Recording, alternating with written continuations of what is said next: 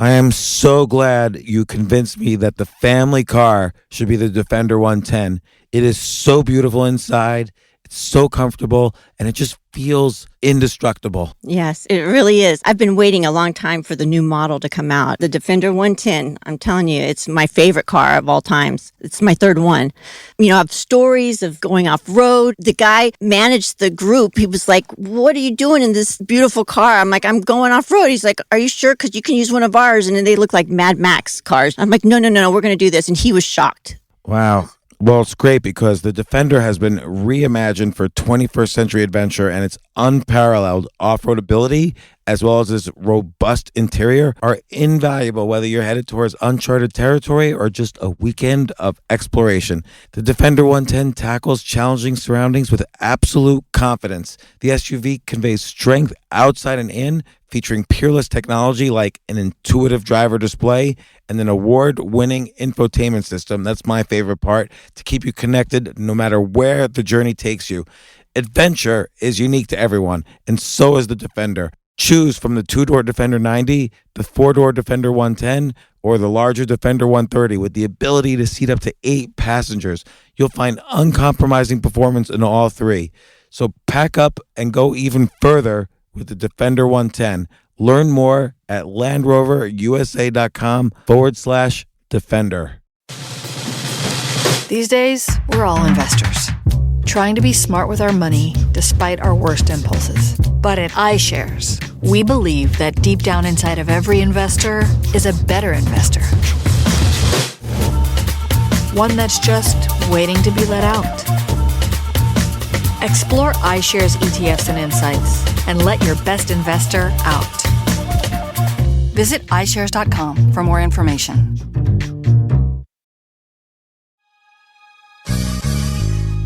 Hey, thanks for tuning into this episode. I have a quick announcement before we get started. I have a new book out, and it's totally free for my listeners. And you know what? I'm not even publishing this book on Amazon. I just think this is really valuable. I want you guys to read it, and I want to give it to you. It's called The Side Hustle Bible. I wrote this book because the economy is changing. You need side hustles to break the barriers of corporate America and live the life of freedom that we all want to live, to choose yourself. I love the idea of trying lots of things to make money and seeing what works and what doesn't.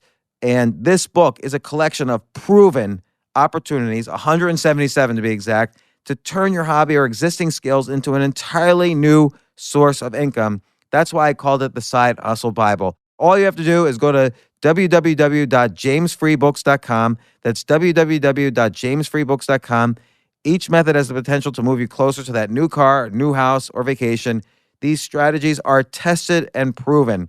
But don't take my word for it. You will see in the chapters. Go to jamesfreebooks.com to see how others have created a profitable side hustle with this free book.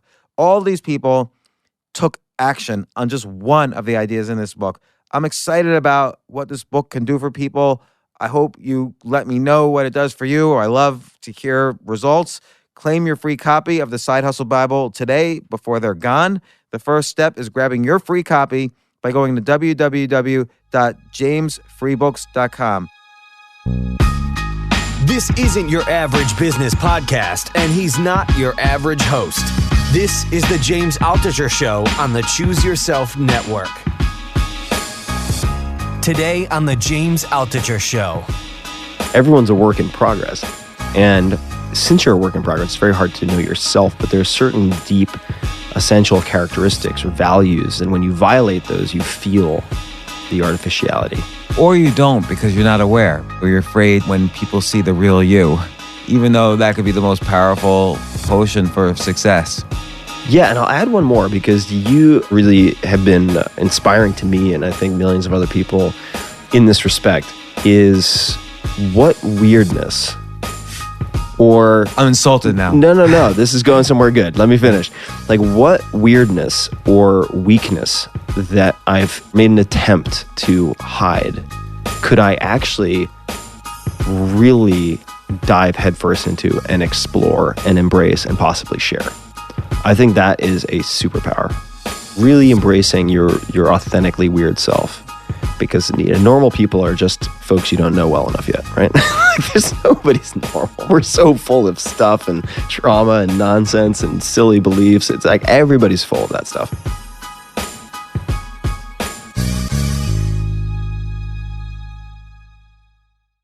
Tim Ferriss, welcome back to the podcast. How many times have you been on? I feel like Thrilled to be here. you've been on. When I started the podcast, you came on. I went on your podcast.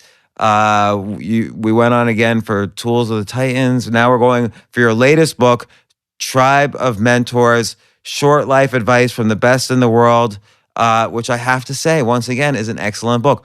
Thank you. It's up there. I feel like it's a companion book to Tools of the Titans, which at the time I thought was your best book. There was just, I would just sit there and read it and reread it, even long after. Normally I read a book to prepare for the podcast, but after our podcast, I just read it and reread it because there's so much great life advice and it's hard to remember everything. And this is like that. It's like not even a sequel. It's just like a continuation of that. It's a continuation, and for me, I view everything that I do, each project, as an experiment. So one of the things from Tools of Titans that I took away as really valuable was the format. And so having these shorter profiles and the Q&A format, I think, is very natural. Going all the way back to sort of the Socratic method and so on, Q&As are very naturally absorbed.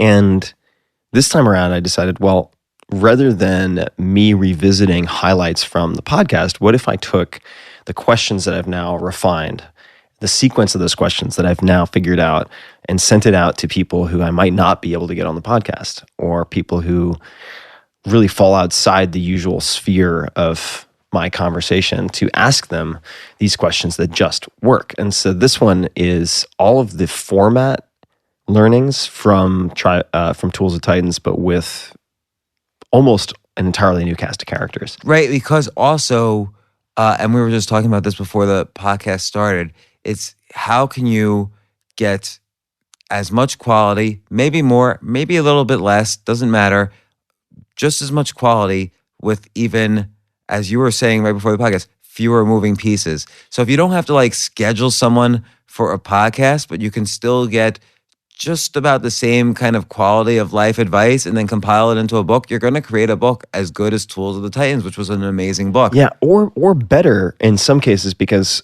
I realized, for instance, there were people I found deeply fascinating, like Temple Grandin, who's known for many different things. There have been both documentaries and feature films made about her life, one starring Claire Danes. She is known for being an animal behavior expert, and she's redesigned many of the slaughterhouses in the United States to be more humane. And she has autism.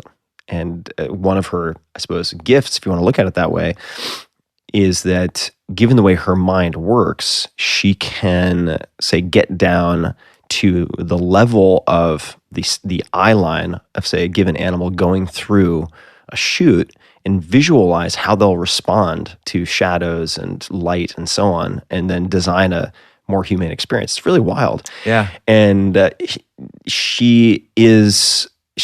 would be a very challenging podcast interview. I've met her once before, and that's not necessarily her superpower. But on a keyboard, it's a different story. Right? So I was able to send questions to her, she's just been this fascinating figure kind of at the periphery.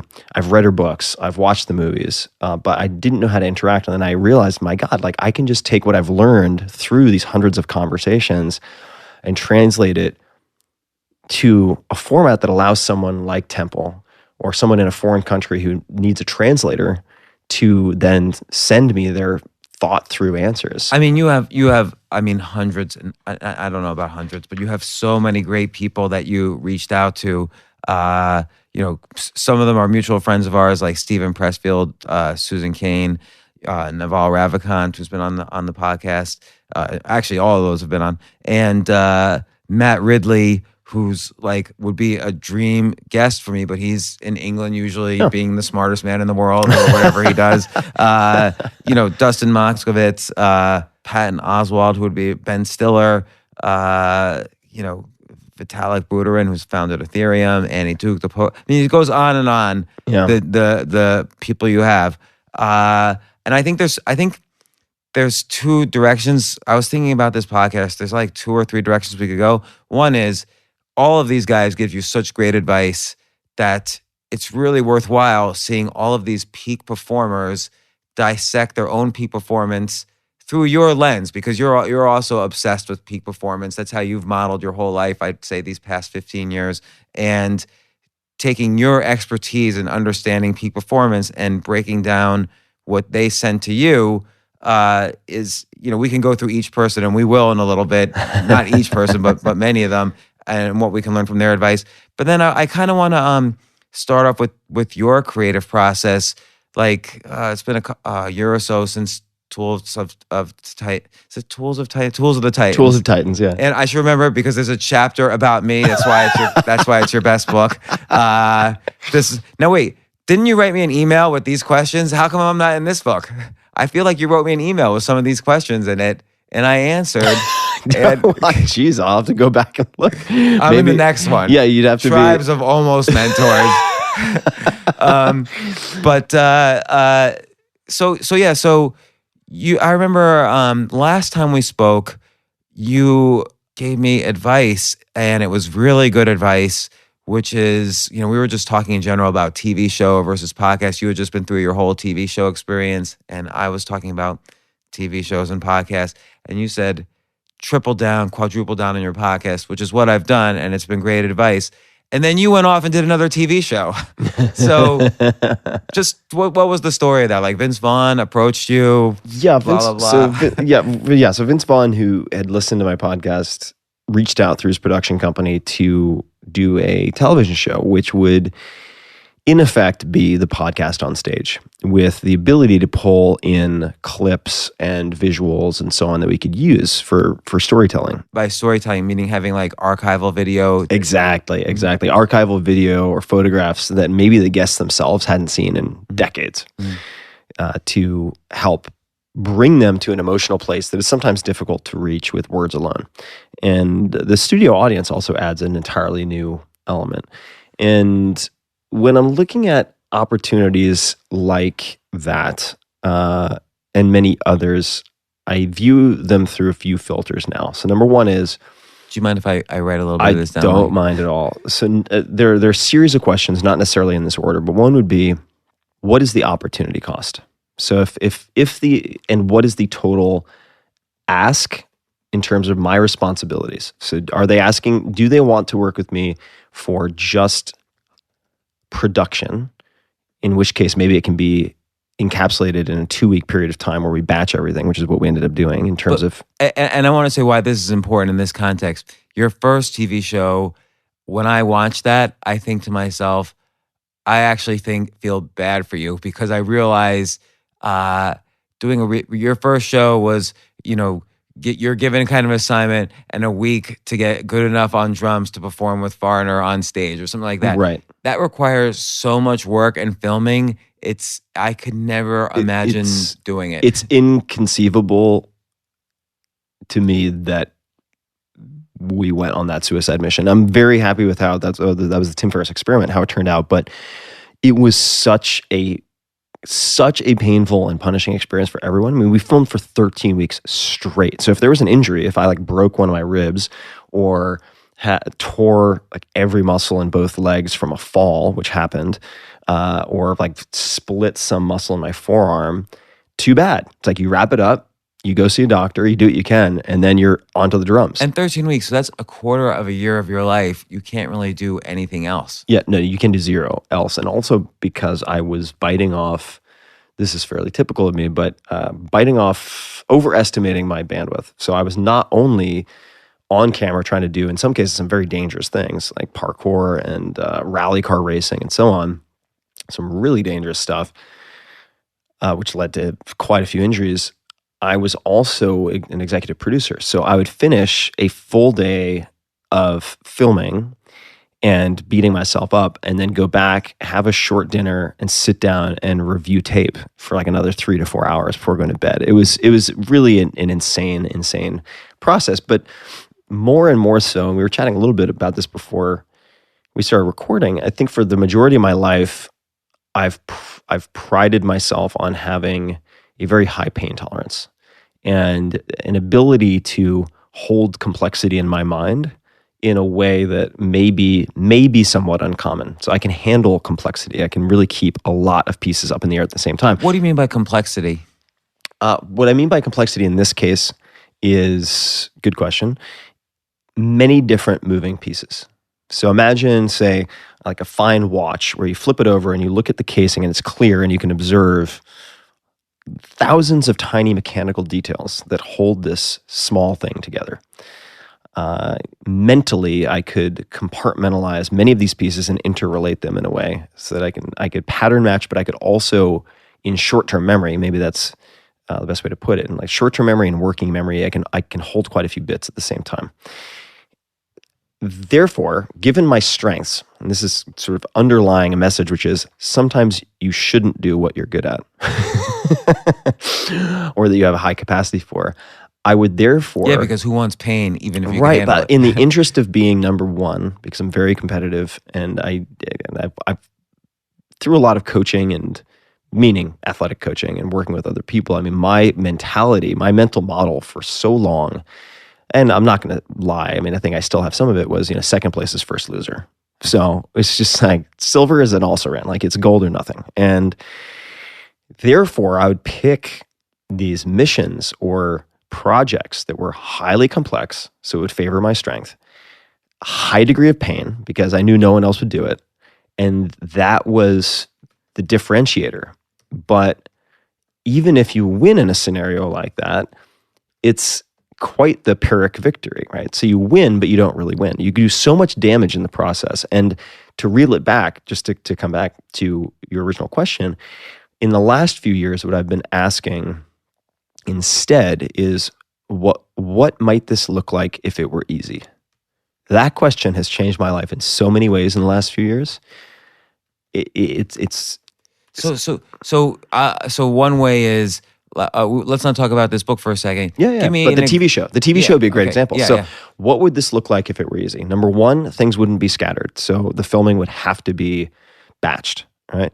Number two, there would be no protracted negotiation whatsoever. So there would be certain non-negotiable pieces that I knew would be straining the boundaries of what a normal deal looks like. Like what was it? What was Such one? as, as a safeguard against distribution issues that have popped up in the past with television. Because I feel very, very confident that all the TV I've done has been very, very, very high quality. But that does not really matter all that much if it only gets to 10 people. So distribution is continually a huge challenge for all sorts of media, including television. And to protect myself against the downside, right? So in addition to what's the opportunity cost, what I'll ask is, what are the worst things that could happen? And that's very often related to what are the pieces I don't control, right? So in distribution, it could be we make this great show and then it gets put out, but for whatever reason, only a few thousand people see it. All right, how do I protect against that? Is there anything that I could do to counteract that? And the answer was I would get the contractual right to use audio excerpts up to a certain length and with other conditions if needed to use in the podcast. And that could counteract any unknown variables that could screw things up, which ended up actually being very, very necessary.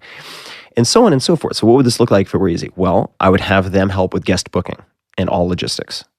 What would this look like if it were easy? I wouldn't try to reinvent the wheel. So instead of trying to become James Lipton of Inside the Actor Studio or something, I would spend at least half of the time that I'm interviewing them using what I already know works, like the rapid fire questions and, what books have you gifted the most to other people and why? These questions that I know tend to pull out really good conversations. That's so interesting because I'll ask, not necessarily rapid fire, but like I just did, I'll interrupt just with my curiosity, but I don't have kind of these pre-canned rapid fire questions. So I think different approaches for you, the rapid fire I think works really well because you're seeking for a broad answer. Like we'll talk about it in Tribe of Mentors. What makes you say no? This is something that's incredibly important to you. So that's an easy rapid fire thing that you're able to work around their answer. Yeah, and there's no one way, right? If you look at Terry Gross, you look at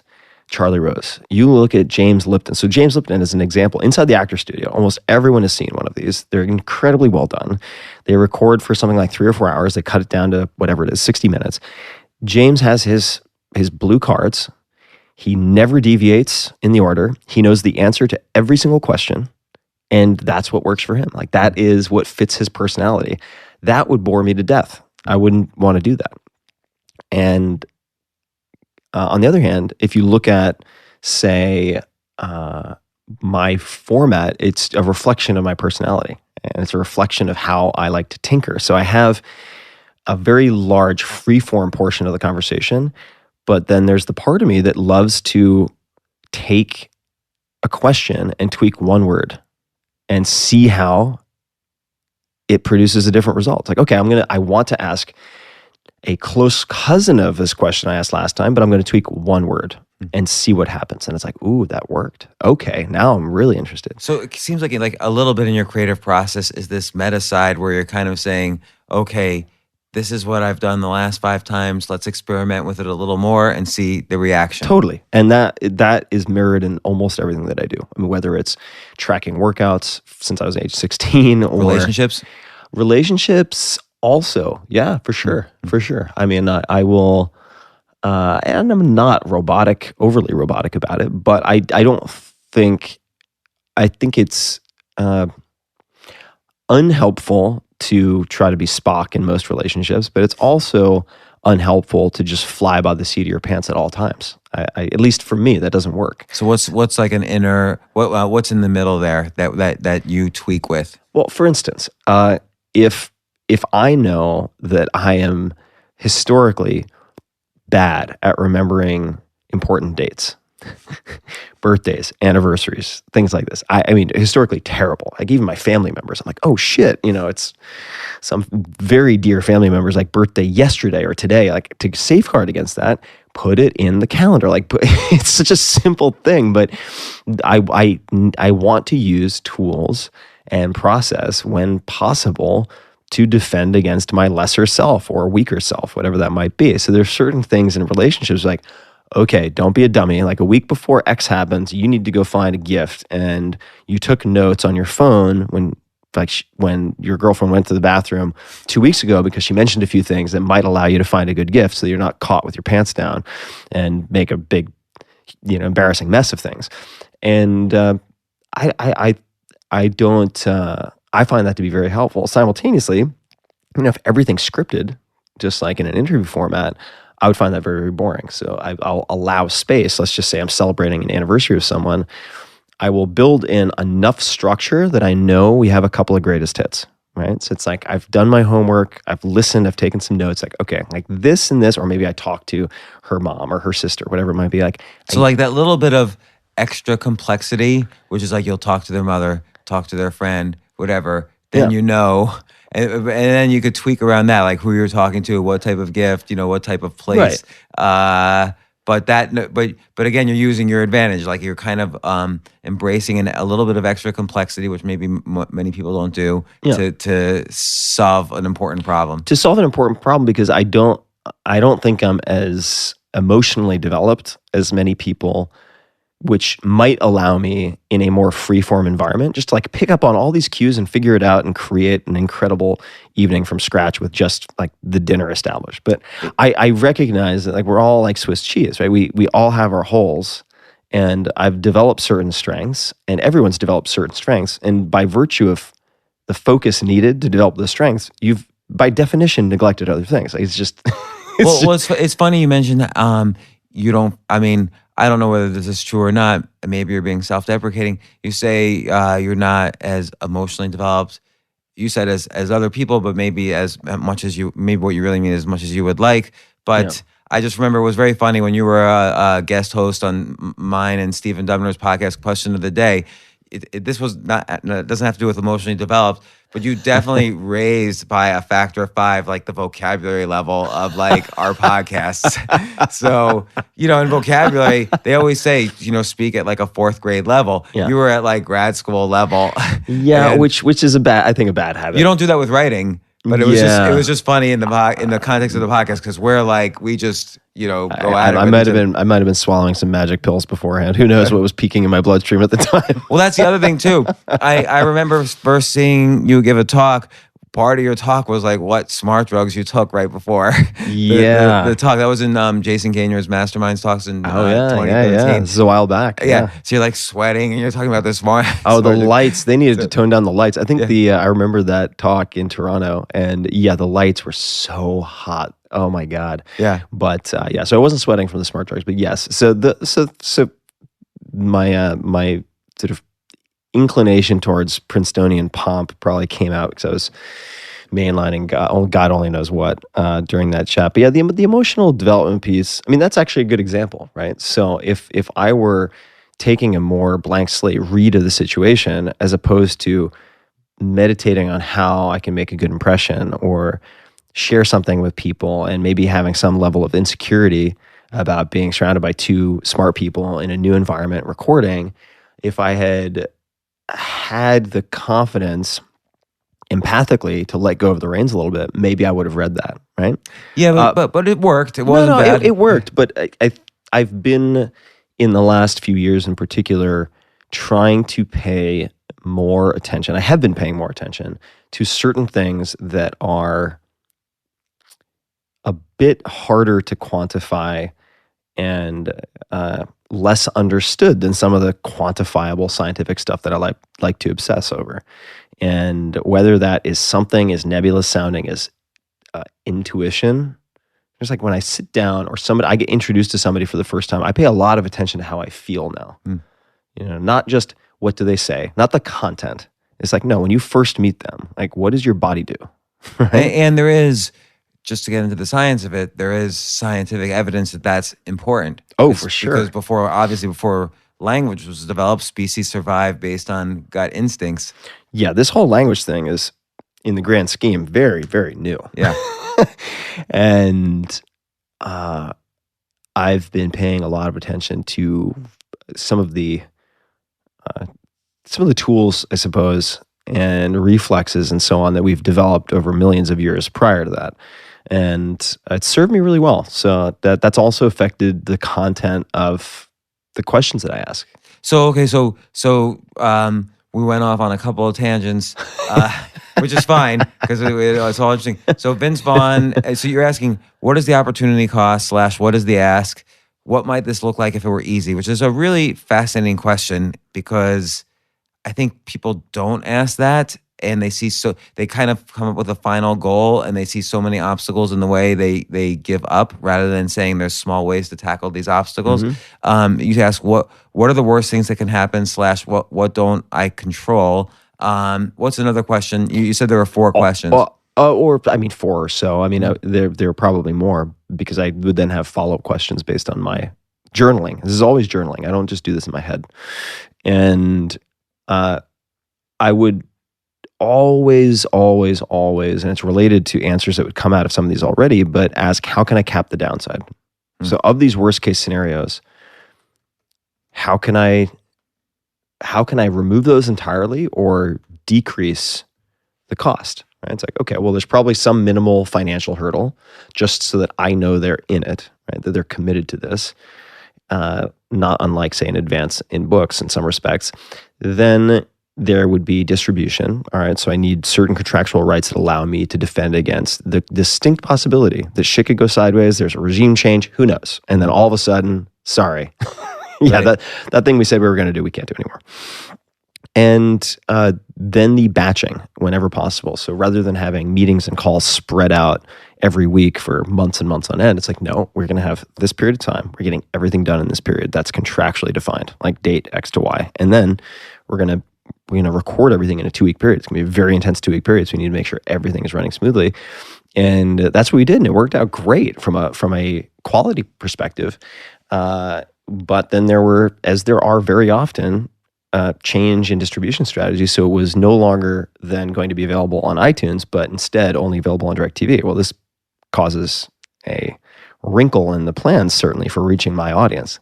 Because if they don't already have DirecTV, to ask them to spend $75 a month or whatever it is solely to watch my show is a very, very, I'm not going to say unreasonable, but it's a large ask.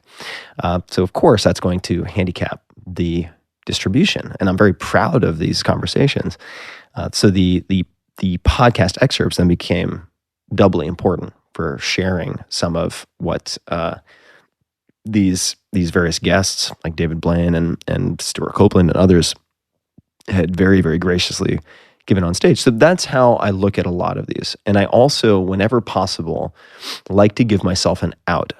And that very, very distinctly does not mean breaking a contractual obligation, but it means setting expectations up front. This is something I've done the last few years that has really, I think, produced better results with far less stress and strain, which is... I think I need to learn this one. Yeah, which is, whenever I'm going to commit to a big project, if a lot of the responsibility falls on me for production, which is in this case a very good thing, I will say from the very outset, I would like to try this. So let's say Tribe of Mentors, right? Great example. I'm reaching out to 130, 150 people, most of whom I've had zero contact with, to ask them a bunch of really deep questions that take time to answer.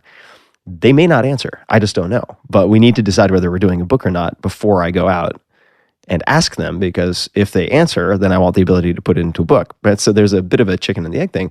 But what I told the publishers, I said, this is what I want to try. And I'm going to run through all these questions, right, in my own head and via journaling that we just talked about. If it doesn't work, I'm not going to spend any of the advance until I know it's working. If it doesn't work, I just want you guys to know that there's the distinct possibility I will give you your money back and just wipe the slate clean. No deal. That's so smart, because I mean, again, luckily it turned into a great book, and we're gonna dive into it. And Tribe of Mentors are just like Tools of the Titans. There's so much great life advice that I'm sure you've learned from and benefited from. But I mean, I think I tend to dive into something thinking, just like you have that, you figure you're going to quote unquote win because you have this ability to do things highly complex and you have a high degree of pain. I always figure my winning strategy is to over-deliver and then over-promise. Over-promise and then over-deliver. Because I know everybody else is trying to under-promise and over-deliver. So if I simply over-promise and over-deliver, I'm going to be the average advice that everyone has grown up with. Yeah. So, but I don't think of these things like, how can I give myself an out? Instead, suddenly now, I overpromised, everyone agreed. Now I've got to do what I do next, which is over-deliver. And it's just like with your first TV show, it takes a chunk out of your soul for a little while. Yeah, it takes a toll. And I've realized more and more so.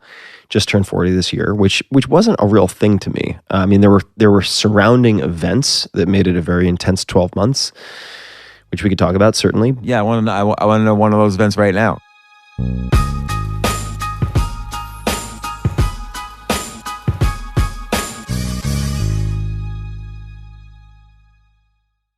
There were surrounding events that made it a very intense 12 months, which we could talk about, certainly. Yeah, I want to know one of those events right now. Well, I had a number of close friends die unexpectedly, including one of the mentors in this book just a few weeks ago, very unexpectedly. But where was I going with that? Sorry. No. It's okay. It's just, it pulls up a lot of memories, which we can talk about. But the turning 40, this is where I was going. Turning 40 to me was symbolically important, but it didn't cause me to like run out and buy a Corvette or something. It was symbolically important and an opportunity to reassess a lot of things in my life, in the world in general, and how I relate to people in the world.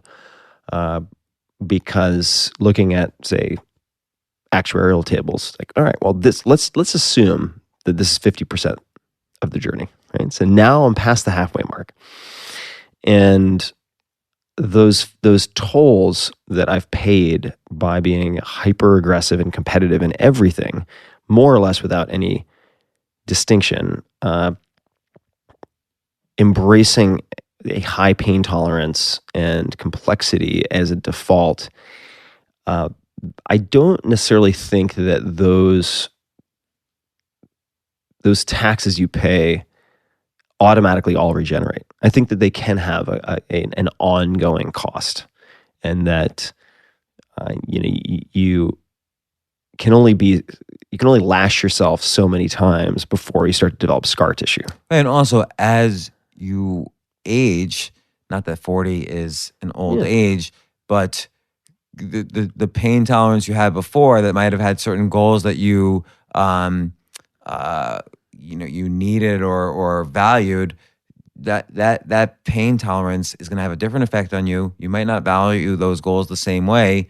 You might value time more. Yeah. And pain to some extent takes away from time, because now you have to spend time recovering from pain. Yeah, totally. So thinking about testing the assumptions of what had gotten me to 40.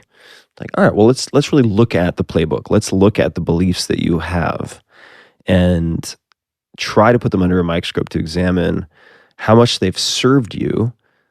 So to what extent you've succeeded because of them, and to what extent you've done what you did despite these various beliefs, right? Because it's very often that humans assume I did X well because I believe Y, whereas in fact, it would have been 10 times easier and 10 times faster if they hadn't had that belief and they succeeded despite it, if that makes any sense. No. So, all right, so I'll give you an example. So I might say, I've succeeded because I have a high pain tolerance. And I say that like a statement of fact without really examining under a microscope, replaying the tape and looking at my experiences, how much I enjoyed them, how objectively successful they were. So I say, you know what? No, because I have this really high pain tolerance, that's been one of the keys to my success. You hear this kind of stuff all the time.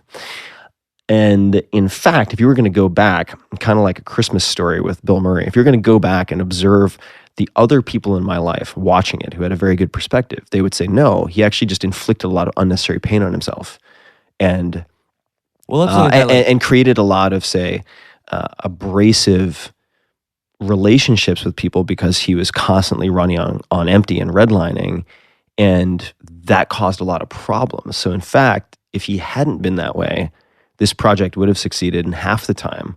He would have maintained really good relationships with all these other people. But the story that Tim tells himself, because he's told himself for so long,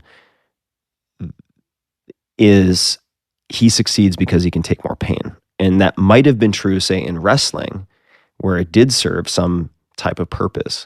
But he's created this dogmatic, almost religious belief in that story that he's now applying to other things, and it's just not true. So he's somehow managed to hold his life together despite that, but it's not the fucking key to his success. It's an anchor that he's dragging behind himself. Well, it's interesting because you take like Tribe of Mentors, which and Tools of the Titans, which may be, in my opinion, your most impactful books, and particularly with Tribe of Mentors, you specifically, in terms of the process of doing this book, you've reduced the degree of pain to such a ridiculous level that it's amazing you create a work of such quality without any pain at all.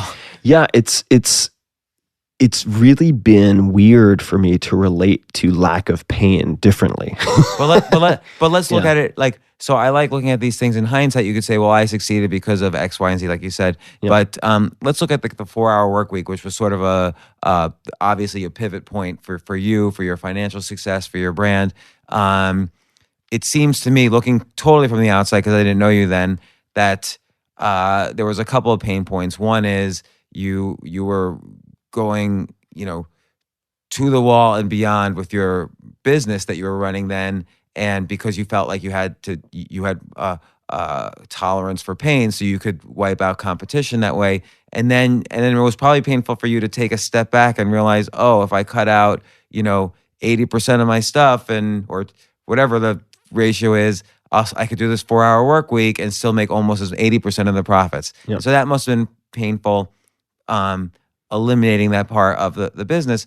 Then for your book itself, I don't want to say you're an introvert. I don't really know enough. No, I am. That's fair. But you did the opposite of introversion, which is you went to every blogging conference, you networked the hell out of the whole thing, and you built up an audience from this because you knew tactically that as you built this audience, these are the initial reviewers of your book and would help your success. And so there's probably, you had lots of strategies like that involved pain for you that would help that book. So am I wrong on I mean, was there an easier way to do that and have that success for that book? I think there could have been, certainly. And the fact of the matter is, I mean, I did not enjoy writing any of my books prior to Tools of Titans. And Tools of Titans, I'll say it again, your best, and then this one I view as sort of kind of a continuation of it.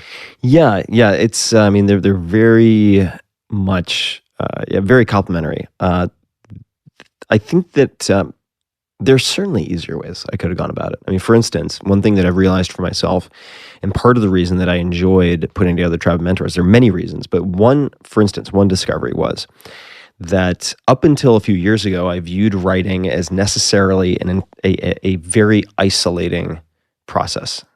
And I would go somewhere by myself, sit in like a dark coffee shop or apartment and work on a book.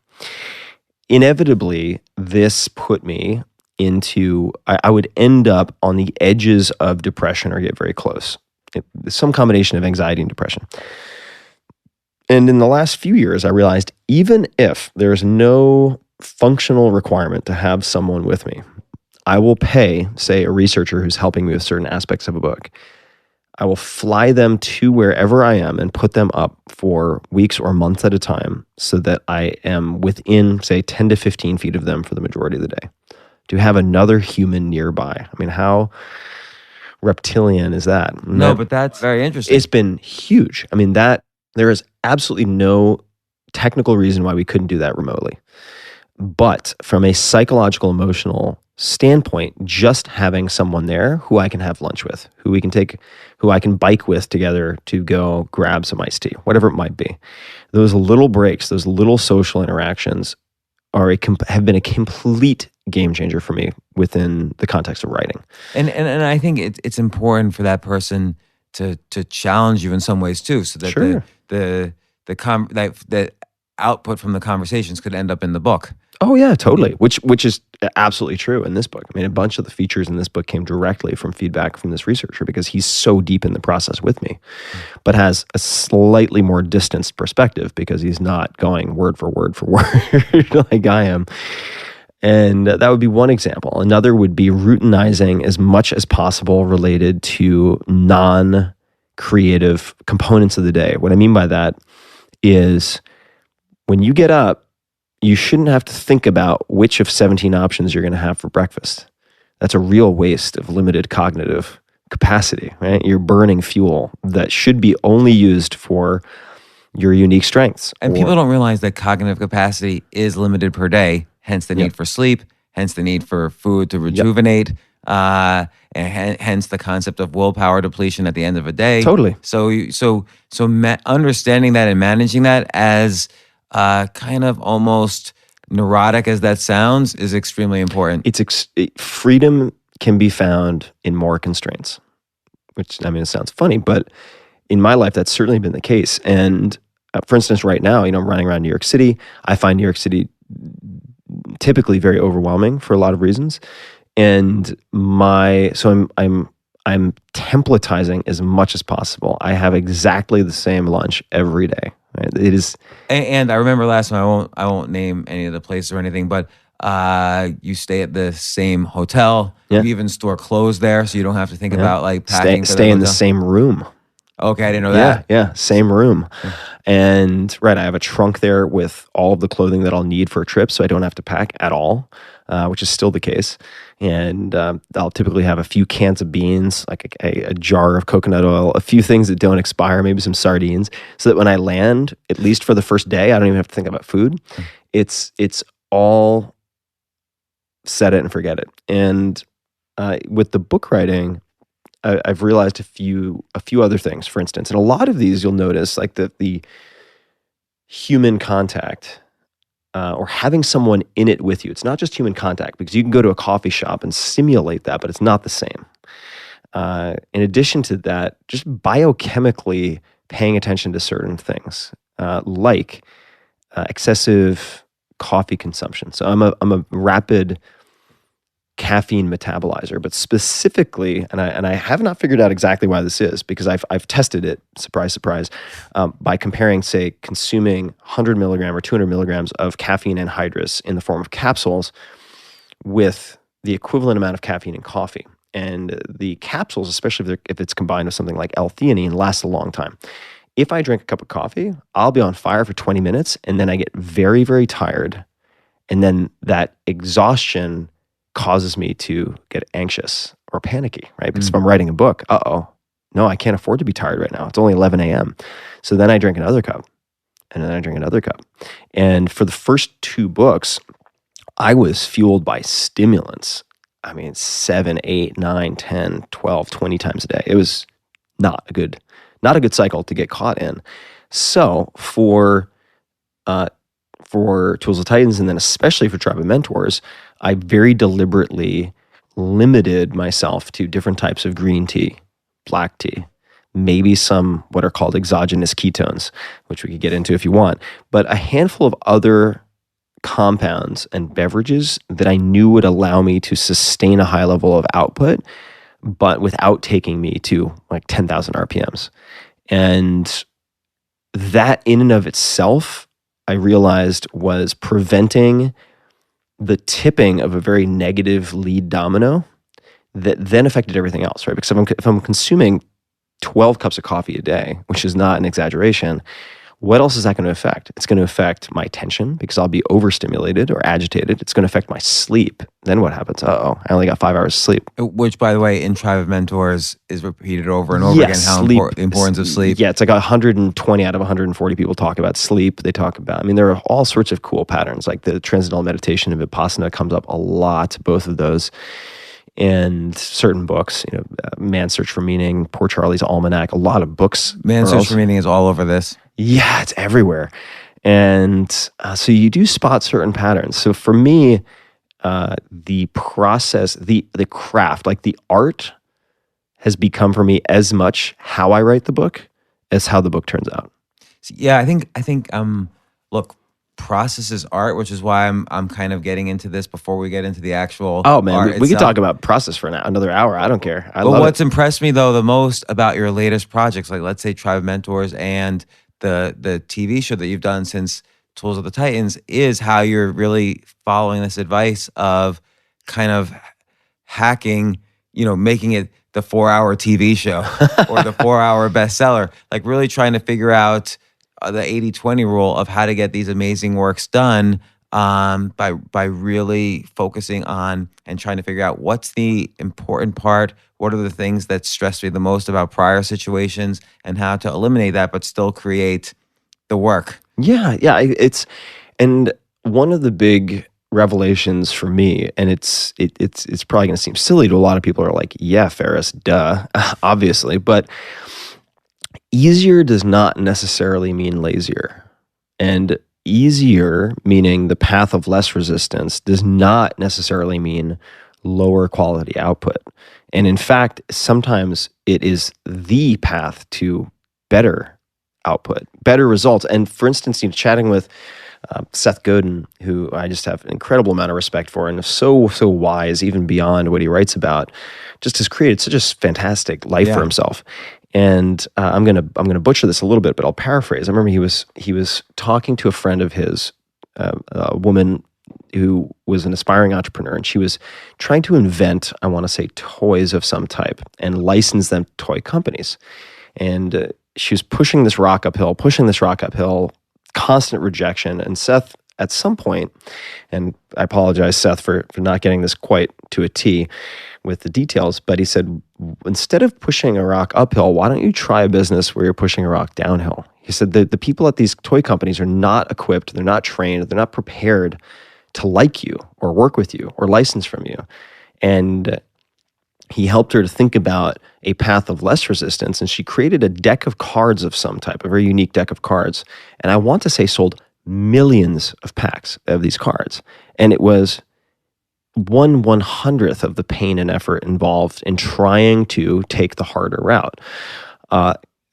And that's the reason that the word I keep coming back to in my own head is elegance. And it's like, elegance. What is elegance? Like, elegance you can see in certain facets of, say, Japanese or Scandinavian design. You're like, wow, okay, they made a chair out of 2 pieces of wood that are perfectly joined together without any type of fastening. Like, that's a beautifully minimalist solution. But it's not too little. It's not Spartan. It's just the least that they needed to include to get the absolute most beautiful and functional output. So I feel like that's kind of almost an extension of the 4-hour idea. So It is, like the 4-hour chef, which is, by the way, I don't know how you put that book together. That was like an incredibly complicated. It's so complicated. I mean, it did encapsulate the 4-hour idea very well, which is that you can kind of find ways to be or appear as professional and expert as possible in as little as time as possible. And yet that book itself was like, it must have taken you a gazillion man years to put together. Yeah, that book, that's a whole story in and of itself, which led to complete burnout, by the way. I was completely burned out after that book. It was like 7 books in one. I don't know what I was. That was another suicide mission that I signed up for. But it was a great book. I won't very, take away from very it. proud of it, but I didn't need to impose as much lashing on myself as I did. But I think now in your process, and I see this with your podcast, I see this with the TV show, I see this with this book. You're really living what you preach. Like you're really figuring out with everything you do how to go through this process of finding the exact right components, asking yourself what's the downside, what's the ask, and very important, what this might look like if it were easy. Yeah, and I'll add one more because you have been inspiring to me, and I think millions of other people in this respect. Another piece of it, which is just it's a hidden gem, and in some ways a key, just sitting right there in front of us for most of our lives, is what weirdness. Or I'm insulted now. No. This is going somewhere good. Let me finish. Like, what weirdness or weakness that I've hidden or made an attempt to hide could I actually really dive headfirst into and explore and embrace and possibly share? I think that is a superpower. And you're really good at this. For better or for worse. For better or for worse. I mean, or both. For better and for worse. Yes. You have to have the weakness first before you can explore it. Right. And, really embracing your authentically weird self. Because normal people are just folks you don't know well enough yet, right? There's nobody's normal. We're so full of stuff and trauma and nonsense and silly beliefs. It's like everybody's full of that stuff. So, is there a way then to somehow turn what you might have seen as a bug into a feature? And when you start to do that, in addition to these other questions, then you create something that is so much your own that you're not competing. You don't feel like you're competing with anyone. That's so interesting to view it as opposed to saying, what am I unique at, by saying, what am I weakest at or most vulnerable at, and embracing it and owning it. That does kind of bring out uniqueness, and also it brings out relatability because everybody is weak at something and they want to know that they can connect with you on that level. Totally. So totally. And I think that if you were to ask yourself, or if I were to ask many people, what makes you unique, they might have too much humility or insecurity or anxiety to explore that question honestly within themselves. But if I'm like, okay, look, let's not talk about your superpowers. Like, what are you terrible at? What are you afraid of? Right? What terrifies you? If your parents were asked or your siblings were asked to talk about some of the weirdest stuff that you did repeatedly as a kid, what would those be? And you can get then to the same place. Well, let me ask you, like, what right now are you terrible at? I okay, all right. Yeah, I'm getting better, so I'm trending in the right direction. I think that I am a work in progress with loving myself. I've never really had a fond opinion of myself. I've been very brutal and unforgiving. Have you valued that brutality in the sense that, oh, It's I'm so bad at this, so I need to improve, so I'm gonna no, boom, boom, boom. no. I mean, for the vast majority of my life, and by vast majority, I mean like age 35 and beyond, I viewed my emotional weaknesses and past trauma as something to be compartmentalized and locked away so that I could refine myself as an instrument for trying to help other people. I've never had any, that's a strong statement. I've never is strong. Let me rephrase. I'm trying to get better at this because like the words you use are really important. I've very, very rarely felt any joy or pride about any of my accomplishments. And I did a meditation retreat recently, which was very, very, very difficult for a host of reasons. But at one point, they were talking about something they called mudita, which I think is one of the virtues of Buddhism. I'm not a Buddhist scholar by any stretch, but mudita is the ability to get joy out of others' accomplishments or to feel joy because of other people's joy. Right? So it's you can think of it as the opposite of jealousy and envy. And I kind of laughed because of all of the virtues they mentioned, that's the only one that comes naturally to me because I don't get or historically have not gotten any joy out of my own life or my own achievements. It's always been getting it from other people or trying to help my readers or listeners and getting joy from what they're able to do. But I've been really, really brutal to myself for my entire life, basically. So I would say that right now, to quote Sharon Salzberg, so a very famous meditation teacher who's in Tribe of Mentors, put your own oxygen mask on first before helping others. And I've come to realize that you can do a lot in this world from the standpoint of achievement and creating things while just tolerating yourself. But if you really want to go a few layers deeper and help people with really profound trauma and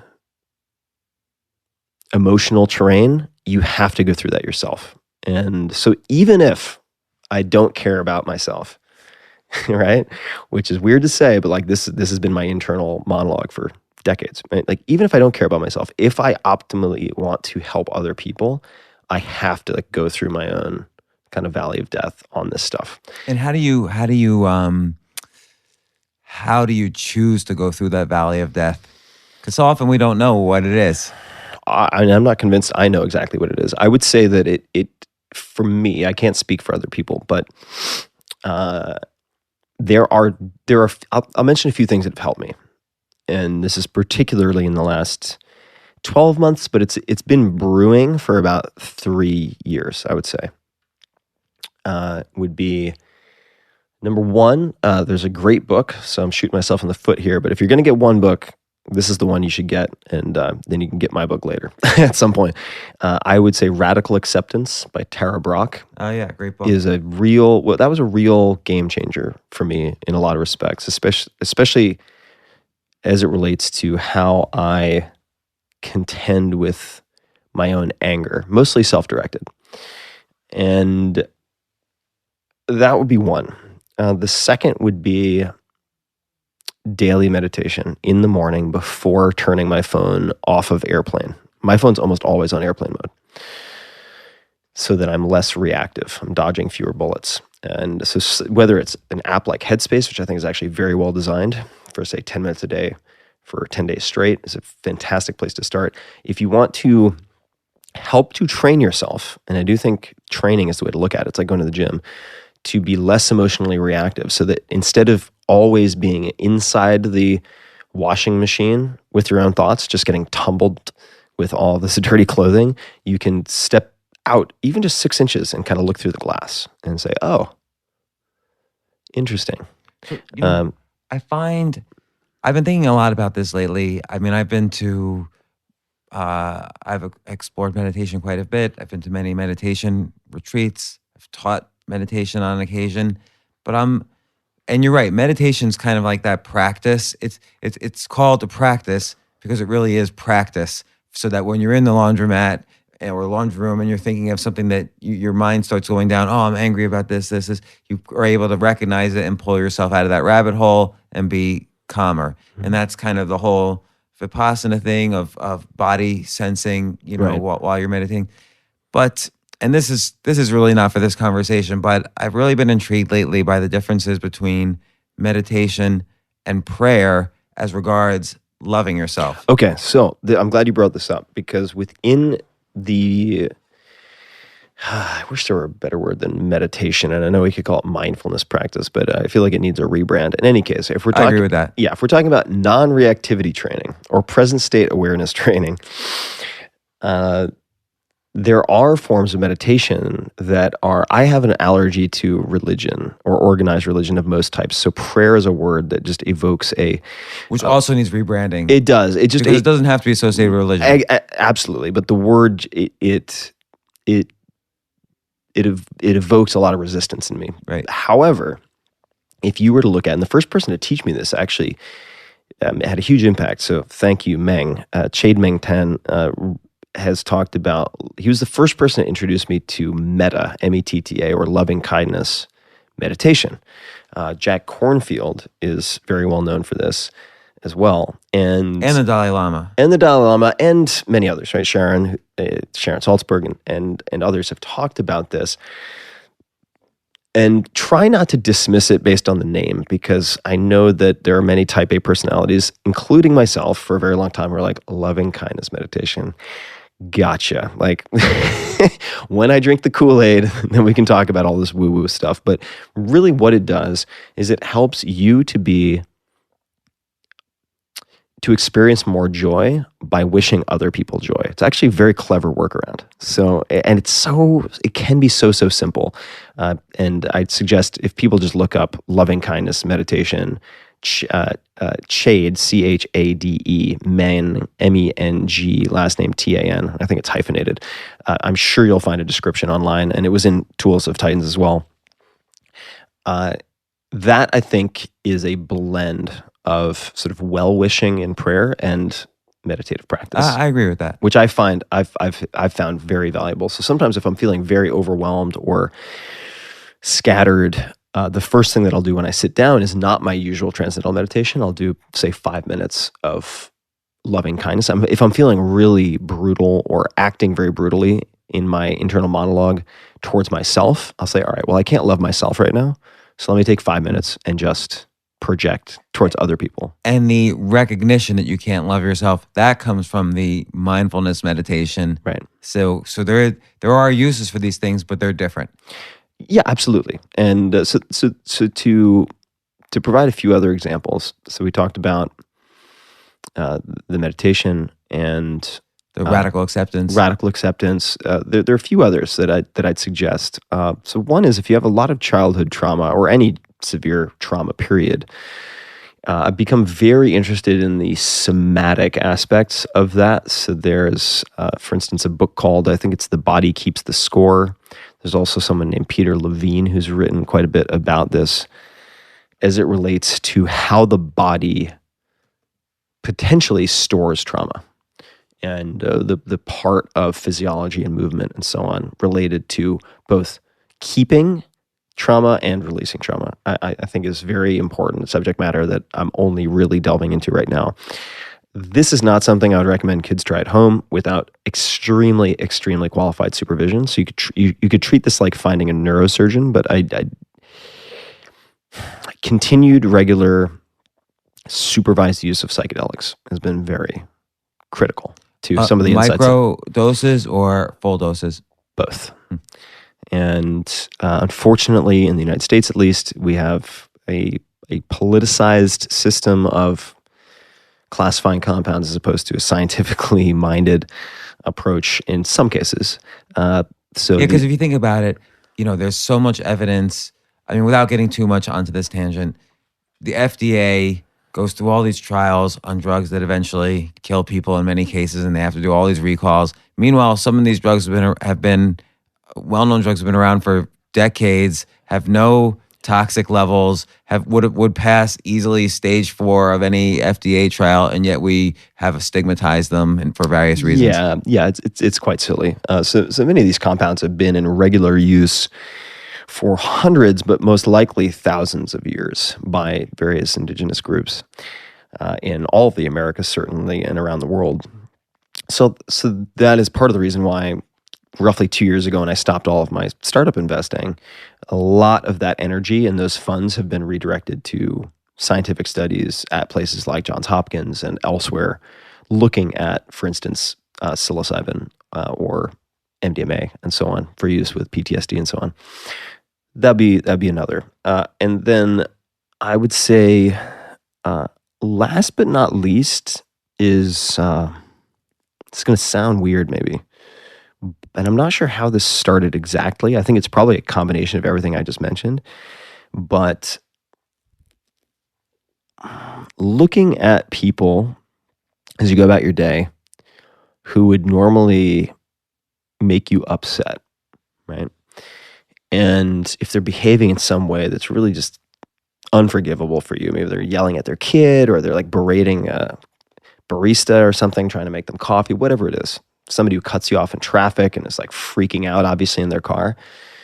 And what I've started doing is just asking myself, like, what happened to this person? You know, it's like, it's not accidental that they behave this way. Like, we're sort of cause and effect collection machines. So, like, what happened to this person? And realizing that, I like how you say we're cause and effect collection machines. you know what I mean, though? It's Yes. like, and I mean, not to get really out there and talk about whether we have free will or not. That's more of a Sam Harris conversation. But suffice to say, like, everything we've done and experienced has led us to where we are right now. And it's easy to just say, oh, wow, that guy's such a stupid dick. Like, I wish someone would knock that guy's teeth in. Which, granted, you still might conclude. Right. But along with that, just wondering to yourself, like, I wonder what happened to this guy or this woman to lead them to behave this way. Like, for all you know, and I mean, this is actually a real example. I'm not going to name names, but it's like there was this woman who had some very peculiar emotional responses to a number of things. And it turned out that, you know, she had watched her father beat her mother into unconsciousness on multiple occasions, like knocked out unconscious on the floor in the kitchen as a little kid. And that was just the tip of the iceberg. And it's like, oh, okay. Well, in that case, like, I'm surprised she's functional at all. Like, she's remarkably well adjusted and has done a really good job, all things considered. And it gives you a layer of compassion that you might not have otherwise. And I'm not using compassion in a kumbaya, we can all achieve world peace if we just have a little bit of compassion sense. I do think that, unfortunately, we are chimps in better clothing with lots of weapons, and humans like to fight. Like, at the end of the day, I don't think conflict is going out of business anytime soon. At the same time, if you want to just improve your experience of positive emotional states in the world, and you want to share that with the people you care about most, this is a really, really important tool in the toolkit, I think. And to have the ability to kind of wedge this crowbar of compassion into situations that would otherwise cause you to be really reactive. I read this quote recently by Ram Dass. I don't know if you've ever heard that name before. Sure. Interesting character. And his quote was, Ex-Harvard professor, that's right, LSD. oh yeah, and all sorts of fascinating circumstances surrounding Ram Dass, who previously had a different name prior to that. But his quote was, if you think you're enlightened, go spend a week with your family. And I thought that was just such a great quote, because I've seen so many people who seem to have everything so figured out and so polished, and then you go to have a dinner at their house with them and their parents, and you just see them on the verge of losing their shit. Because we all carry with us in a pretty heavy way that 14-year-old self. Oh, sure. And if you're with your parents, you're back to, it's easier to connect to that 14-year-old self. Totally. So even in a situation, or especially in a situation like that, so we could take the practicing that is fairly lightweight with, say, a stranger in Starbucks who's losing his shit, that is just like sitting on your couch meditating for 10 minutes is training for when you walk out into the messy reality of the rest of your day. Looking at someone in Starbucks and practicing the compassion is practice for when you sit down at dinner and you look at one of your parents or one of your siblings, and your initial reaction is, why the fuck do they always do X? And then you take a second, you're like, wait a minute. Like, maybe I don't even know the full story of what my brother or sister went through. I certainly don't have a full picture, right? And I think back to maybe some of the things that happened to me that they have no idea happened to me, and so on and so forth. It's important, really important. So let me ask you this, and then I promise I actually have so many questions about Tribe of Mentors. That's the whole purpose here. But the great Lucille Ball has said, you have to love yourself before you can do great things. Mm-hmm. And of course, she went on to do many great things. But I kind of think also action precedes thoughts. So you have to do great things to love yourself also. So I'm unclear where I stand on the quote, but I see both sides of it. What's your take? You've done great things, but maybe I don't know. What's your thoughts on that quote? I don't think you have to love yourself to do great things, but I'm also. But do you feel the opposite? Like, is it easier to love yourself if you're doing great things? And great could be defined in a number of ways, but let's say you're doing great things for other people. I think there are certain species of great things that are far easier to do if you love yourself, for sure. Mm-hmm. Anything that includes or requires a level of empathy or compassion or walking a mile in someone else's shoes, I really believe that it's a if not a prerequisite, a massive advantage. What I'm asking though is, should you walk a mile in someone's shoes in order to love yourself? Should you actually act as if you have empathy to get empathy? Well, potentially. I mean, for me, it was a non-starter until I started to look at really old stuff and handle unfinished business. It was just a non-starter like that. I could have done that. Like, I'm very good at role playing and playing the part. I mean, I've done it in hundreds of different areas where I spend time with an expert and then I try to mimic that expert. Like, I can do it. But at the end of the day, for me, I realized there was just a lot of unfinished business in my own psyche that I could put window dressing around.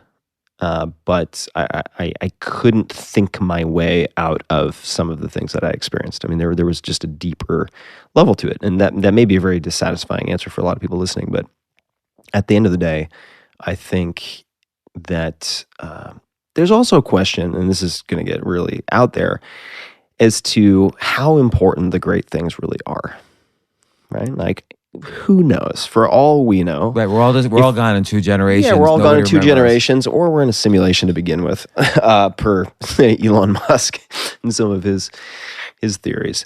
So, what I would say we at least experience is the inner landscape of our minds and feelings. So one could argue that the great things for the multitudes and so on have importance, but one could also argue that the realist reality that we have to hold on to is our internal experience, and that loving oneself is of at least equal importance, if not greater importance, than any of those other great deeds you might perform. Who's to say? We're going to dive into Tribe of Mentors. And the reason is because each one of the mentors mentioned here, we can do like an entire podcast about each chapter. Oh, easily. So as you can see, I have notes throughout each thing that interests me. I'm just going to take random stuff and see what interests me. You talk throughout this book about absurdism and kind of, like here's this quote from Einstein that you like, that your quotes on pondering, Tim Ferriss from January 2017. If at first the idea is not absurd, then there is no hope for it. And then you have Mae West. Those who are easily shocked should be shocked more often. And then here's from Annie Dillard. A schedule defends from chaos and whim. It is a net for catching days. That quote I don't understand as much. But I can explain that one. Okay, tell me. So that relates to me eating the same lunch every day. So the structure defending from chaos and whim is the structure of the day, say with a set time and type of lunch, that provides a lattice work around which you build the rest of the day. Without that, it just slips through your fingers like sand. So that's why it's a net for catching days. Well, and it's interesting because you also want, but also you want to be easily, you want to be shocking, and you want to have some absurdism in the day, something that's out of the ordinary. Yep. So if you can structure as much of the day as possible, it actually leaves room for more opportunity to be absurd or to do something it totally shocking. does, because then your cognitive capacity can be focused on that deviation from the routine, as opposed to wondering or worrying about what time and when and where you're going to have dinner and with whom. Right? That's already figured out. So then you can be fully present with some potentially extremely absurd thing, which is something that we were chatting about this a little bit, but stand-up comics really have to train themselves to see, like a good artist. And I remember Ed Catmull, president of Pixar, mentioned this to me, because he went from, I want to say he went from art into physics. And he said, some people think that's a really odd transition, but it's not, because at the end of the day, both groups are trying to do exactly the same thing. They're trying to learn how to see. And what having a structure in your day allows you to do is to be less distracted in those other moments, so that you can see something and you're like, oh, weird. I never noticed that, like, whatever. I'm making this up, but let's say you're in LA and you're like, I've never noticed that for some reason, like, the homeless Armenian people tend to do this particular thing, like in front of such and such businesses. Like, I never noticed that. And I've walked past here 1,000 times before. Okay, like, mental note. And you collect these things that you observe, right? So yeah, those are reminders for me. So these quotes that I'm pondering, or the pull quotes that I put at the beginning of all these chapters. So one might ask, well, how did you choose those? And these are things that I want to remind myself of, because all of my books that I put together that are including the expertise of other people are the books that I couldn't find for myself. Right? Well, and it's funny, it's hard to remember all of this advice. Yeah. So like Tools of the Titans has like maybe 10,000 different individual components of advice. You can't live your life thinking, oh, this person didn't say this, so I can't. You can't remember all these pieces of advice. So the pull quote, people could read these books in various ways. They could focus on the quotes. They could focus on the bold. They could dive where they're interested. But like on the very next page, you have this great pull quote, which I love. The key to a great life is simply having a bunch of great days. So you can think about it one day at a time. Which is different from live every day as if it's your last, because that's sort of a meaningless quote. Yeah. This is sort of like, okay, if I want my life to be great, whether it's the last or far from the last, let's make sure today is great. Yeah. You can't mortgage your today for a future great day. Right, which is a great way to put it. And you'll notice that in terms of sequencing, so like I've thought a lot about the sequencing. So right, we have this quote, which I was pondering during that exact week and stuck with me. On the absurdism and also on the net that catches days. Mm-hmm. And then the very next reminder that I have for myself is the great life being constructed from great days, and the importance of thinking about this daily structure. And then you might have also that other Mae West quote that you mentioned, which I love, which is those who are shocked easily should be shocked more often, which is not actually an admonishment or something that I would necessarily wield against other people. It's a reminder for myself that the things that bother me out of proportion are probably the things that I need to be more regularly exposed to, so that I have a higher tolerance of them. Like what?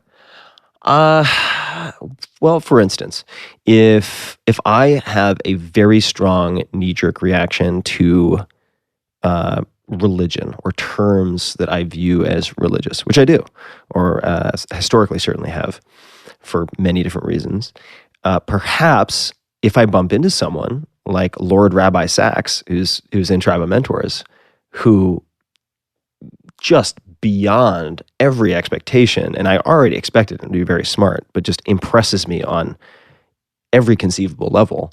Okay, like I want to engage more with him because I feel like it will temper my real or imaginary past experience with all religion, with a figure who I have a tremendous amount of respect for, who can really teach me and the world a lot of value.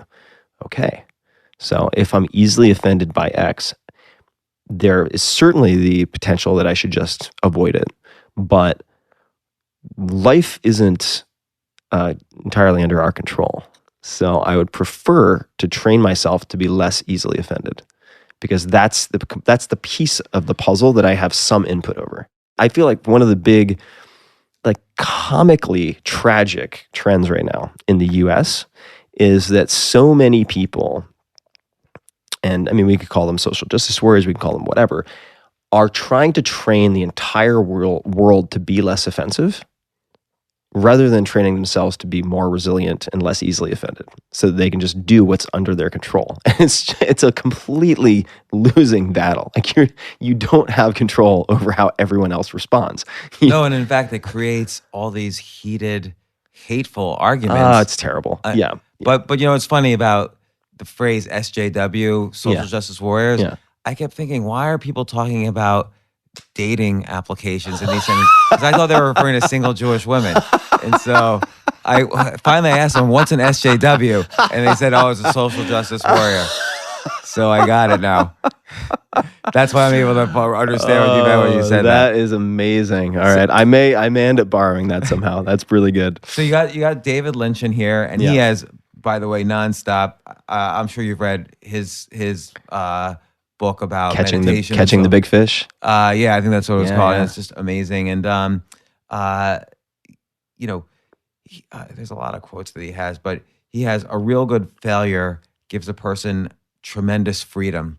And I think that is amazing, because you don't have to care anymore. Yeah. If you've just totally bombed and admit it, and I mean bombed at anything, like a business or a performance or a book, that process is itself art, and you could dive into it, that feeling and that process. But also, like, that now you're free to do whatever. The expectations on you are really low, and low expectations is related to higher happiness. Oh, totally.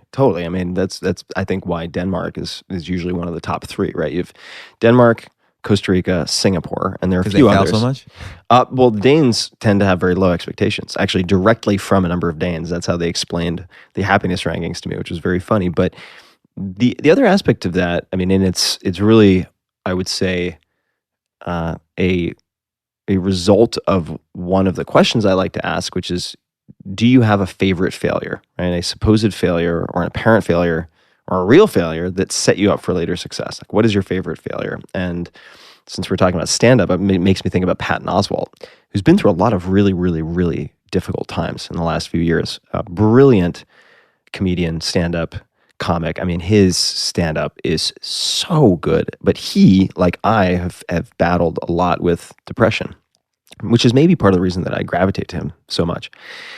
Because he can make the painful so funny. Right.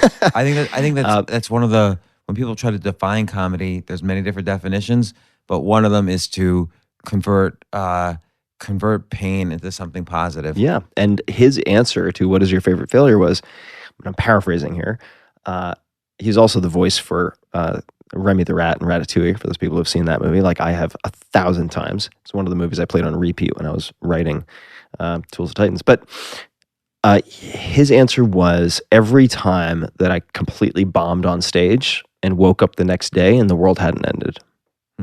Right? Because when you fail, in some cases, you realize that it's not as bad as you envisioned it to be. Like, you get up, you can still go get a cup of coffee, right? The barista doesn't care. They don't even know about your failure. and you start to realize, okay, and this is, I think, another quote that comes to mind. I'm blanking. I want to say it might be Brandon Stanton, but it could have been Franklin Leonard. It's one of the two. I think it was Franklin Leonard, actually, who created The Blacklist, which is such an awesome, amazing story in and of itself. But how he said, I'm less concerned with taking too much risk now, because I realize that I can survive almost any misstep, and more concerned with not taking enough risk. Because he learned, just as Patton Oswalt did, that in most cases, the world doesn't come to an end. Not only does the world doesn't come to end. But like you say, most people don't know who you are. So, yeah, nobody cares. They're yeah. too busy thinking about their own stuff. Right. And even the people who you think care, they probably don't care. Yeah. So, and then if you then the next day do something really good, that's what people tend to remember. They're not going to remember, oh, but he failed the time before. No, he just did something great. He created a good book or artwork or a comedy performance or whatever. And, but I also think the word failure might be very strong. Like you don't have to necessarily have. It's pretty dramatic. Right? Yeah. And so David Lynch, I mean, he might even be referring to Dune, which was like his worst movie that he's hated. Like I think that motivated him to do so much stuff afterwards because he felt like it was such a failure.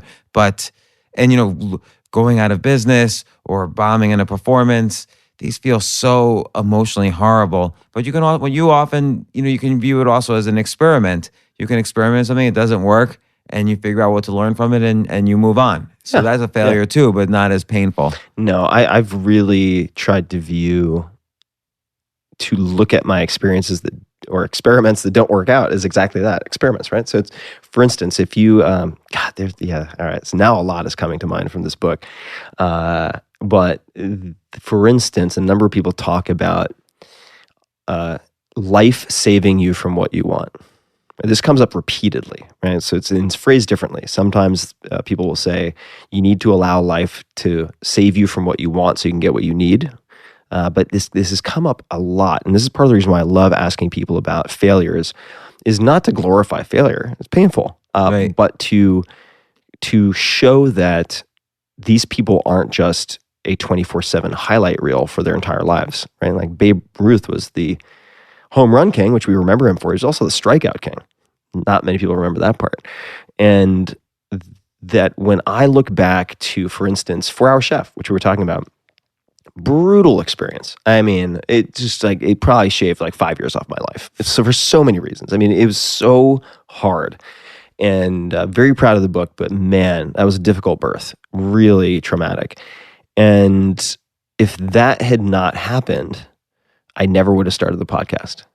Really? Yeah, because I started the podcast because I was so burned out on books that I needed something that I felt was totally different, lightweight, that I had complete control over, because there was a distribution issue with Amazon Publishing and got boycotted by every retailer imaginable. I would go to every Barnes & Noble, by the way, and say, where's 4-Hour Chef? And just like innocently. And they'd like type into their computer and like, oh, I guess we have to order it. Because like they did all ban 4-Hour Chef. Nobody carried it. But if I hadn't had that experience, I don't think the podcast would have happened. And if the podcast now, good God. I mean, if people come up and talk to me on the street, they don't talk about the books. Yo, let me ask you about that, because I have the same experience. I've been writing and publishing. This is the first year since 2003, I'm not publishing a book. So I've published 18 books. You're a machine. And I do. I write every day. But now when people stop me in the street, they say, I love the podcast. Mm-hmm. And a single episode of your podcast will probably be listened to by as many people who buy this book. I'm guessing, roughly. Yeah, maybe 2 episodes. Quite possible, yeah. But you'll do 50 episodes or 100 episodes in the year. And it makes one wonder, well, why write a book at all? Yeah, I do still think, I mean, financially, I'm much better off focusing on the podcast than doing more books. And don't get me wrong, I'm in a very fortunate position where the books do well, and I'm paid well for them.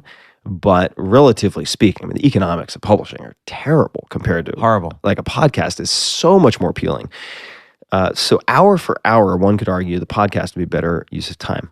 But for many different reasons, books and text still have a magical place in our minds. They just do. And because I guess a podcast is somehow ephemeral. Like you did it this week. Okay, what's now the next week? What's the new thing? And this what is like this book will stay forever. It's on the library forever. Right. I want people to read a book like Tribe of Mentors and be able to refer to it for 10 plus years. That's the goal. So the advice and the recommendations and how, say, the co-founder of Facebook, Dustin, says no and why he says no, or the workout routines of, say, Dan Gable, who's arguably the most legendary wrestler and wrestling coach of the last 100 years, who's still could kick just about any ass on the planet, and he's had 2 hip replacements, older dude. All of that is timeless. Like, it can be used at any time. So for me, the podcast is how I explore, and the books are how I record, if that makes sense. It's like, all right, I went through these following years of experience, and my cliff notes are the books. First you convinced me to quadruple down on the podcast. Now you just convinced me to write another book. So, Got to be careful hanging out with me. I know, every time. What are you doing? So David Lynch has a whole bunch of stuff. He answers really succinctly all your questions. He's like one-liners. He's got some good ones. But this is so true. You ask, what are bad recommendations you hear in your profession or area of expertise? Which is, interesting question.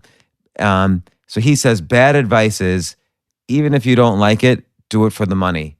And I agree with that so much, because if you don't like something, you're never going to be the best at it. There's just no chance. No, because there'll be somebody else out there just as smart who happens to love whatever it is you don't like doing. Right. So you're going to make less money than that person. You're going to be unhappy. And to make money costs years of, doing something good. So you're going to lose years of your life. That relates to one of the questions I ask, right? Like, what's the opportunity cost? Yeah. All right. If you spend a year or 2 on something you dislike, what are the potential opportunity costs? I mean, aside from the very morbid thought, perhaps, that you could just get hit by a bus 6 months from now anyway.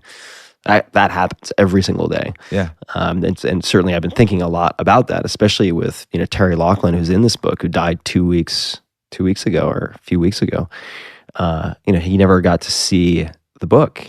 Fortunately, he's in the book to share his learnings, but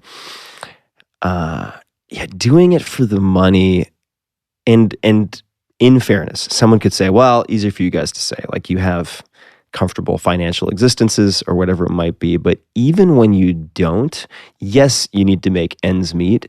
But when I've seen people make decisions in favor of, say, earning instead of learning during certain critical points, like, that is a major fork in the road. Earning instead of learning. Yeah. It's so interesting, because I've definitely am an example of this, doing it for the money or doing it for love, where I actually was in the money business for many years, which is I was ran a hedge fund, and I was writing about money, and I was going on CNBC, and I was doing all these things only for the money. And there are ways to invest when you're not doing it for the money, but this was my full-time thing, and I just did not enjoy it. But I thought, this will be the way to get rich, and then I could do whatever else I want. And so I don't want to say I lost 10 years of my life, because I certainly learned a lot, but it's only when I started doing the things I love that life became better. I became less anxious, less depressed, more fulfilled, and ultimately made more money. Absolutely. And also coming back to the sort of embracing your weird self and looking at the quirks that you might think are unique flaws, but are probably not unique flaws. When you make an attempt to chronically hide those things, I think there's a low-level anxiety at all times due to that internal conflict. Does that make sense? Yeah, because you're constantly self-censoring. Right. When you're basically lying. So you're lying to the other person. No, I am like this, instead of scared about this or nervous about this or weak at this. So when you split your life into two, there's the truthful world inside of you, and then there's the lying world that you're expressing to a certain number of people. It's hard enough, at least for me, to deal with my own life, let alone two lives that I'm trying to live. And that's the problem with doing things and living a whole life that you don't love. Yeah. Yeah, and for instance, I think it's Adam Fisher in this book, who's a name. I mean, I love introducing people in the books or the podcast that most people have not heard of. Adam Fisher, I think this is his pull quote, but I mean, I haven't memorized 140 of them.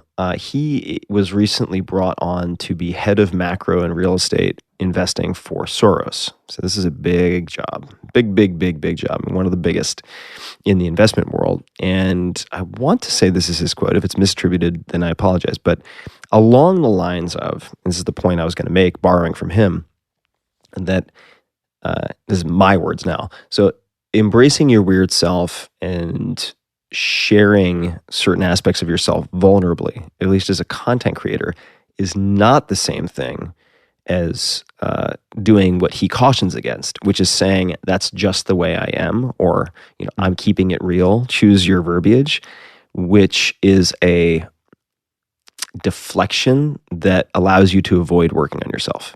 Yeah, that's really interesting. That's an interesting distinction. That's kind of the problem with radical honesty a little bit. I Yep. sort of feel like people who say they're radically honest sort of feel like they could have they're giving themselves permission to have no filter, rather than saying, oh, maybe if I'm being honest with myself, maybe I should have a filter on some of these things and work on myself a little better. Yeah. So yeah, totally. I think that there are certain tools that in excess become their opposite, right? So if honesty is helpful, if you take it almost anything to a radical extreme, there's actually a really funny article written by A.J. Jacobs about his experiment with radical honesty called "I Think You're Fat," which is the title of the piece for Esquire. It becomes damaging. It becomes selfish, right? As opposed to helpful and transparent. I think Sam Harris's book "Lying," which is super short, it's like 80 pages long, is actually a really good discussion of this. But certainly, I just wanted to draw that distinction. I find also, even as as an interviewer on a podcast or as an investor, if you don't understand something, you need to basically say right away, I don't understand what you just said. Yeah. Can you explain it to me like I'm a 5-year-old? And because let's say let's put this in the point of view of an investor. If you don't ask the question now and you write the check, you're screwed. Yeah, you're done. And the same thing is true as a writer. Like, if you don't ask the right question, you're going to write the wrong thing. Yeah. You know how, actually, now that I hadn't even thought about this, but one of the ways that I started to pay more attention to my intuition was in meeting founders and potential investments, because there were a few cases where I just got a really weird feeling in meeting founders, or conversely, I got a really confident, oddly comfortable feeling. And in every single case where I followed one or the other, they worked out. 100%. When it was that strong. Not like, I feel like this is a 6 out of 10. No, it's when it was either like, wow, I feel really uncomfortable with this person. I don't feel like they're telling me the truth, but I don't have any objective data to support that, because look, there are all these smart investors who've already given them money. Or on the opposite side, it's like, well, they've been turned down by A, B, and C, but like the fundamentals make sense to me. And like, I just feel this person very uniquely has a capability and a commitment to this when I've paid attention to it. And by the way, people at home, I'm not suggesting that you try to become like a blindfolded Luke Skywalker of investing. But I'm just saying, in my personal experience, that was one of the arenas in which I realized, oh, this intuition, gut feeling stuff is actually not just for like didgeridoo playing, burners. Well, how do you think you develop your intuition more? Creating space to listen. So that could be meditation. It could be you're in line at, say, a coffee shop or whatever, a sandwich shop, and instead of checking your phone, you just you stop to just take like 3 deep breaths and just listen to the sounds around you, creating space. So in other words, for me, trying to strip out noise or not add more noise. And just by having more space, you might hear, in the beginning, this was true for me, I feel like I have a stronger signal now where I can listen to the radio station that is my intuition, whereas before I was like, and I could barely hear it. And it just took practice listening really carefully and tuning. And in the beginning, with a lot of this, Tim O'Reilly and I just had a really, really cool conversation that got into this. And he's thought about this even more than I have. Tim O'Reilly, one of incredible tech innovator. He's been called the Oracle of Silicon Valley, or the trend spotter, because he just spots things years in advance. Really interesting guy. And he was the one who really reinforced, actually he's in here. Yeah, he's in Tribe of Mentors. Talked about just creating space to listen. And in the beginning, it might just be a whisper, might just be a little trickle.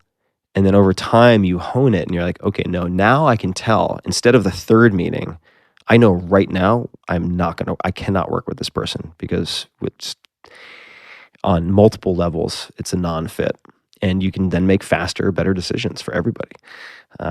So for me, getting better at it was listening to it, or just listening for anything and creating a little more space. And secondarily, proving to myself that it was of value by say reading about Thinking Fast, Thinking Slow, or Blink would be another example by Malcolm Gladwell.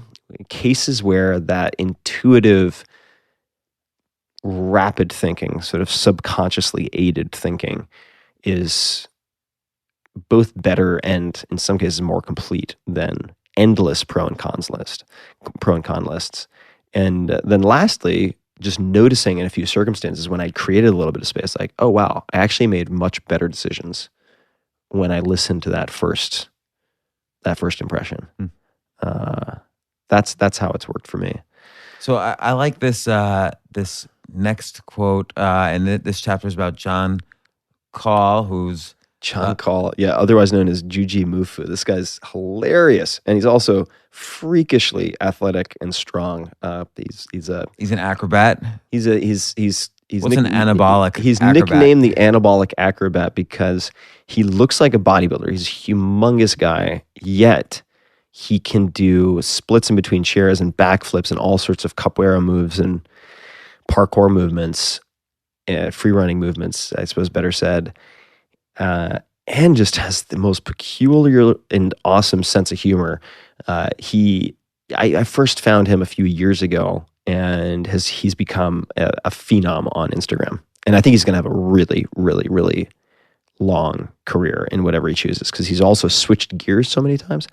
But that's John Call. Yeah, so you might see a video of him, say, lifting 500 or 600 or 700 pounds in a bunch of different odd lifts with someone else while they're wearing horse head masks and running around like with flaming tails on or on roller skates. I mean, it's all so absurd. I mean, we're talking about absurdism, right? I mean, absurdism is kind of its own topic, and there are people in the book who get into all of the details of how they utilize it. But yeah, I think absurdity in general is really underrated as a pattern interrupt. I think that's true. I think pattern interrupts are so important in many areas of life. Like if you wanna kind of get control of, I don't know what you call it, the frame that you're in, just being absurdist in a smart way will everybody gets confused, and then you're in charge. Yeah. So that works. Oh, yeah. And I say this from the point of view of attempting to do stand-up comedy. If you're on the stage and the crowd, and you kind of confuse the crowd in an intelligent way for a few seconds, you're now in control of the crowd. Yeah. And that works. Oh, it works really well. Like Darren Brown, who's some people think of him as a mentalist, but certainly an incredible performer. Darren Brown from the UK. People should just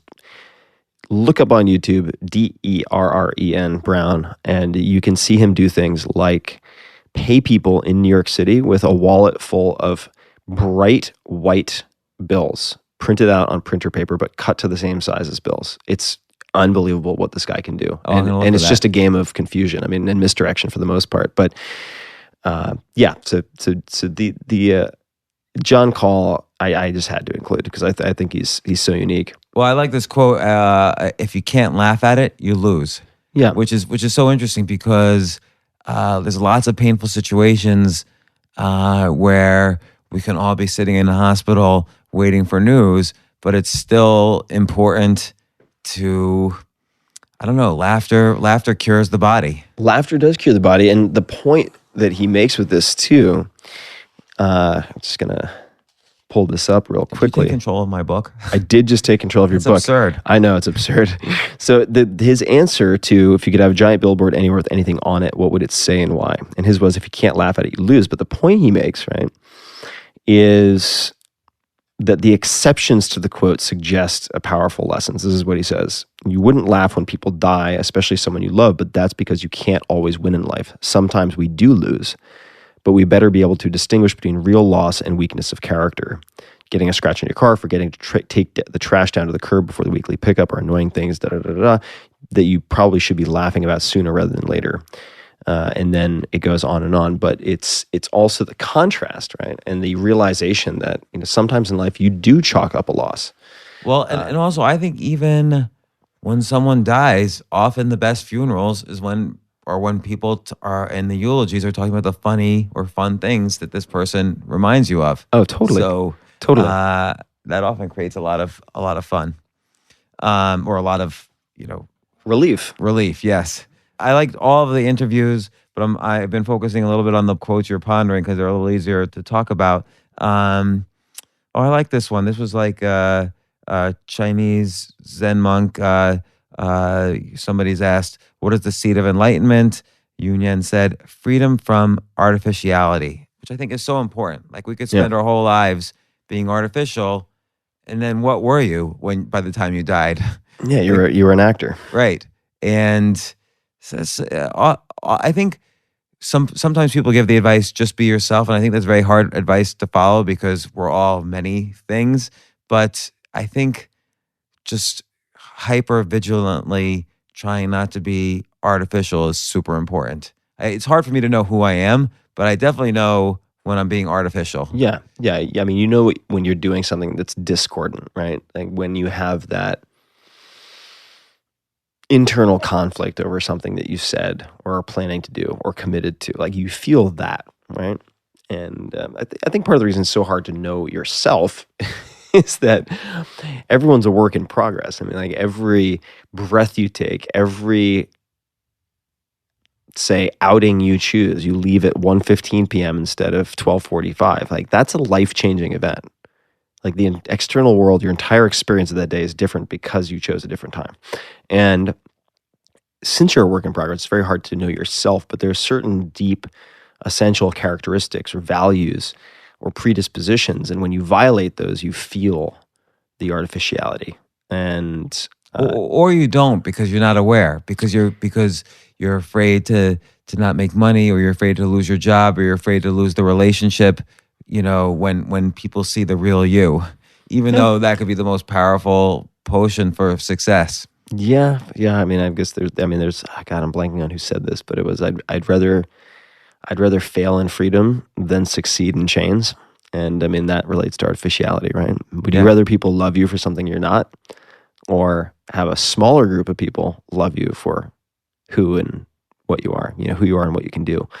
And it's not, I'm to imply that that's easy, right? Right. I think that's hard. It's hard, but to pull in Nassim Taleb, he's talked about fragile and anti-fragile, and fragile being, say, a politician, those who care about the few who criticize them more than the masses who, say, support them. And then the artist being anti-fragile in the opposite direction, because they care more about the few who like or love them than the many who do not. I think that's an incredibly valuable quote. Did Nassim Taleb say that in Anti-Fragile? It was actually a quote of his prior to Anti-Fragile. So he may have used the word robust and non-robust in that case. I think it was from either Black Swan or some of his writing outside of the books.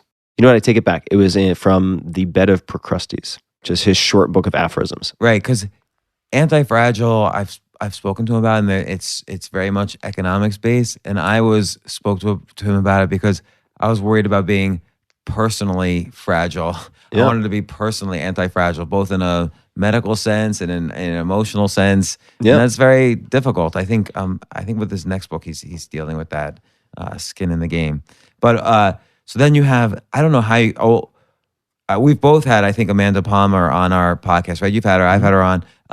Neil Gaiman is her husband. He's also, I don't know if you're like me. I mean, I know you've been into comic books, but The Sandman was one of the all-time greatest comic book series ever. And before that, his work with Alan Moore on like Swamp Thing and I don't know, so much stuff. And then his fiction since then, like American Gods. Fiction, movies, children's books, everything. He's amazing. And so I was so happy to see him in this book.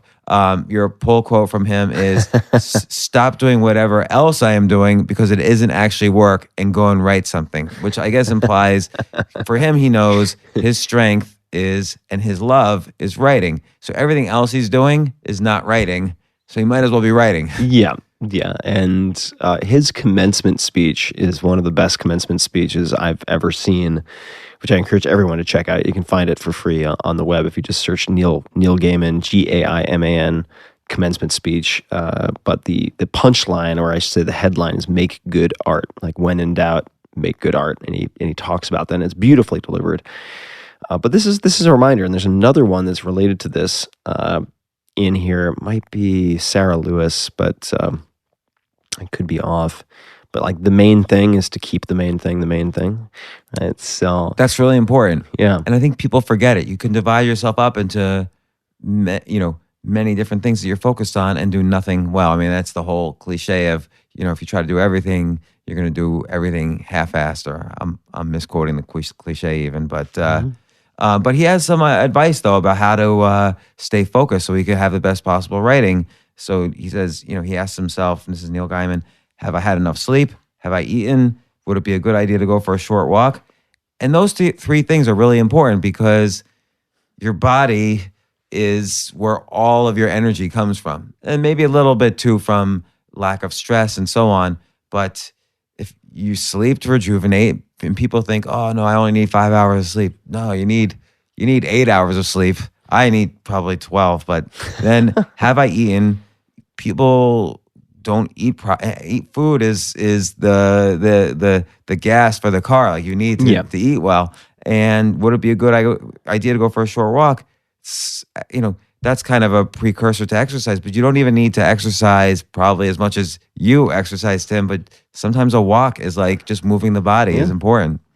Yeah, it is. And I would also build on that and say, sometimes we're inclined, and maybe if I were to write a book modeled after Viktor Frankl's Man's Search for Meaning, it would be called Man's Search for Complexity, but it would be about the sort of futile insertion of complexity in so many areas where simple answers are the right answers. Right. So for instance, I think that at least I have had the experience, and many of my friends have had the experience, of feeling really off for a day or two and deciding that there's some type of internal conflict or existential dilemma that they really need to sort out on paper and to put together some type of journaling and so forth and so on. And it just turns out that they didn't eat within an hour and a half of getting up.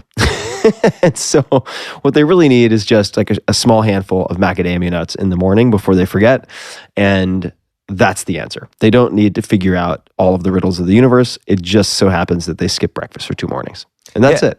It's so funny because, like, basically, to live a slightly better life tomorrow than today, just eat, sleep, move better, and avoid people you don't like, or who drain, or who are toxic in some way. Yeah. That's all it is. Yeah, and it's the pull quote we talked about earlier, which was the construct. In effect, good life is composed of or great life is composed of great days. Is part of the reason why I focus so much with all of these profiles on morning routines, the scripts that they follow, if they have any wind down routines for, say, sleep, what they do when they're overwhelmed or unfocused. That's a really important one also. And you start to collect these blocks. And so you have this collection of building blocks on the floor. And when you're a kid, you don't necessarily use all the blocks. You pick a handful, you make something that has a semblance of working, and then you give it a shot and you try to construct it. And I think that for the whole purpose of putting together a really broad spectrum of people, I mean, you have super athletes, then you have Neil Gaiman, who's a super writer, but certainly wouldn't consider himself a super athlete. You have people who are in their 70s or 80s, then you have people who are in their 20s, is so that whoever is coming through this, putting together their own choose your own adventure book for themselves and treating it like a buffet, can tease out, they're like, oh, actually this person, based on how they describe their most painful personal failure, is really similar to me in these following ways. Okay, let me borrow this from them, because if it worked for them, it might work for me. And then, oh, I aspire to be more like Matt Fraser or Annie Torresdottir. These are 2 very famous CrossFit athletes. So I'm going to take a few pieces of their routine, since it's aspirational, that's where I want to go, and I'm going to layer that in. And then you lay it all out over the span of, say, a day or a week, and you're like, okay, now this is what my experiment looks like. So for 2 weeks, I'm going to do these following things. And it can really be small. It can be so small. Like Matt Fraser I mentioned, really, really incredibly impressive CrossFit champion, certainly one of the best in the world. I think the most recent CrossFit Games champion. And he mentioned a device called the Philips Wake Up Light, which is an alarm clock that wakes you with a very slow increase in light as opposed to sound, right? And so I asked him what device or what purchase of less than $100 had most positively impacted his life in the last few years. And he said, by far and away, this device. It's like, okay, well, that's not any type of burden. You're just replacing whatever you currently use with a different alarm clock. That's it, right? So it's something with zero drag. Like there's no hurdle with something like that. And you layer in a couple of them. And I'll give you one more that I've been using constantly, which I think you might like. Have you ever met me? I don't know if you've met Kyle Maynard. So Kyle Maynard was born a congenital quad amputee. So his arms end at his upper arms, and then his legs end close to the hips. Nonetheless, became a member of the National Wrestling Hall of Fame. I kid you not. And he lost every match his first season, not too surprising. And other parents were saying it was child abuse. And then he started winning, and then he became really good and started winning. How do you win? You'd have to see it to believe it. There's video of Kyle and I messing around and him like taking me down. It's incredible. Then people were saying it was an unfair advantage. Anyway, he's climbed Mount Kilimanjaro without any prosthetics, so he military crawled up in Mount Kilimanjaro. The guy's a stud.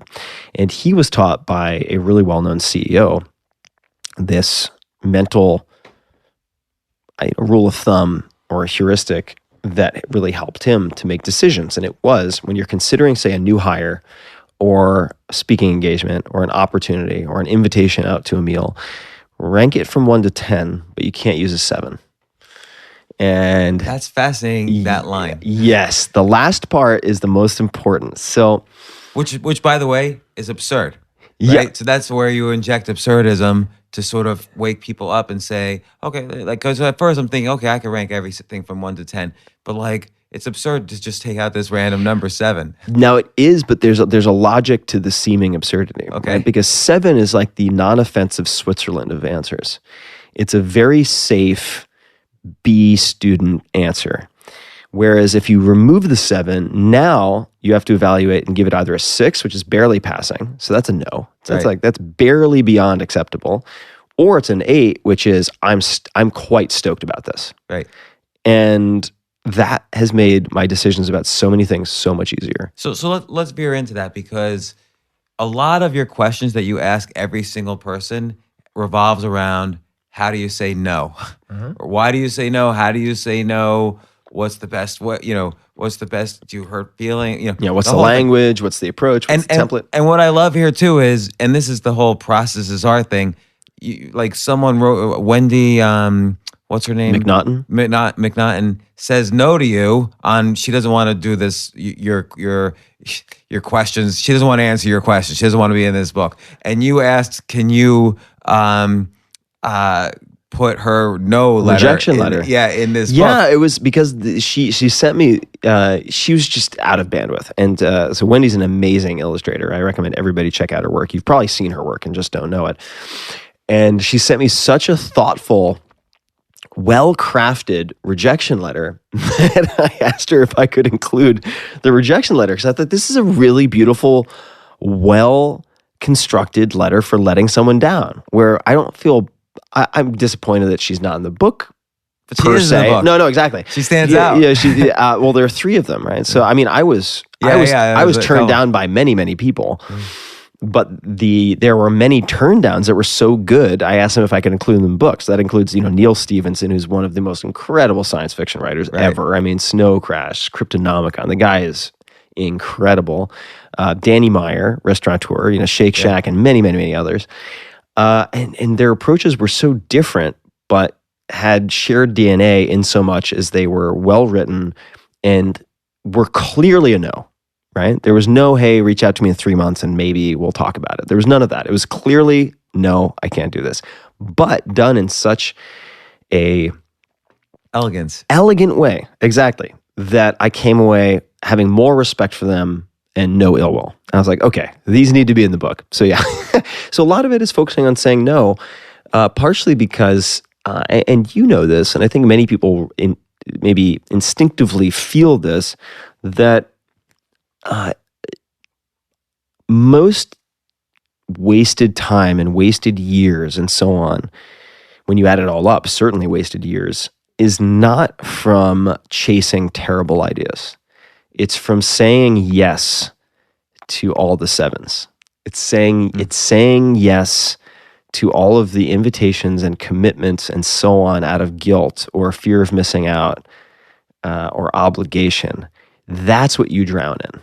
Like it's so hard to break through and do anything great or meaningful if you're being driven by these lukewarm commitments to kind of cool things.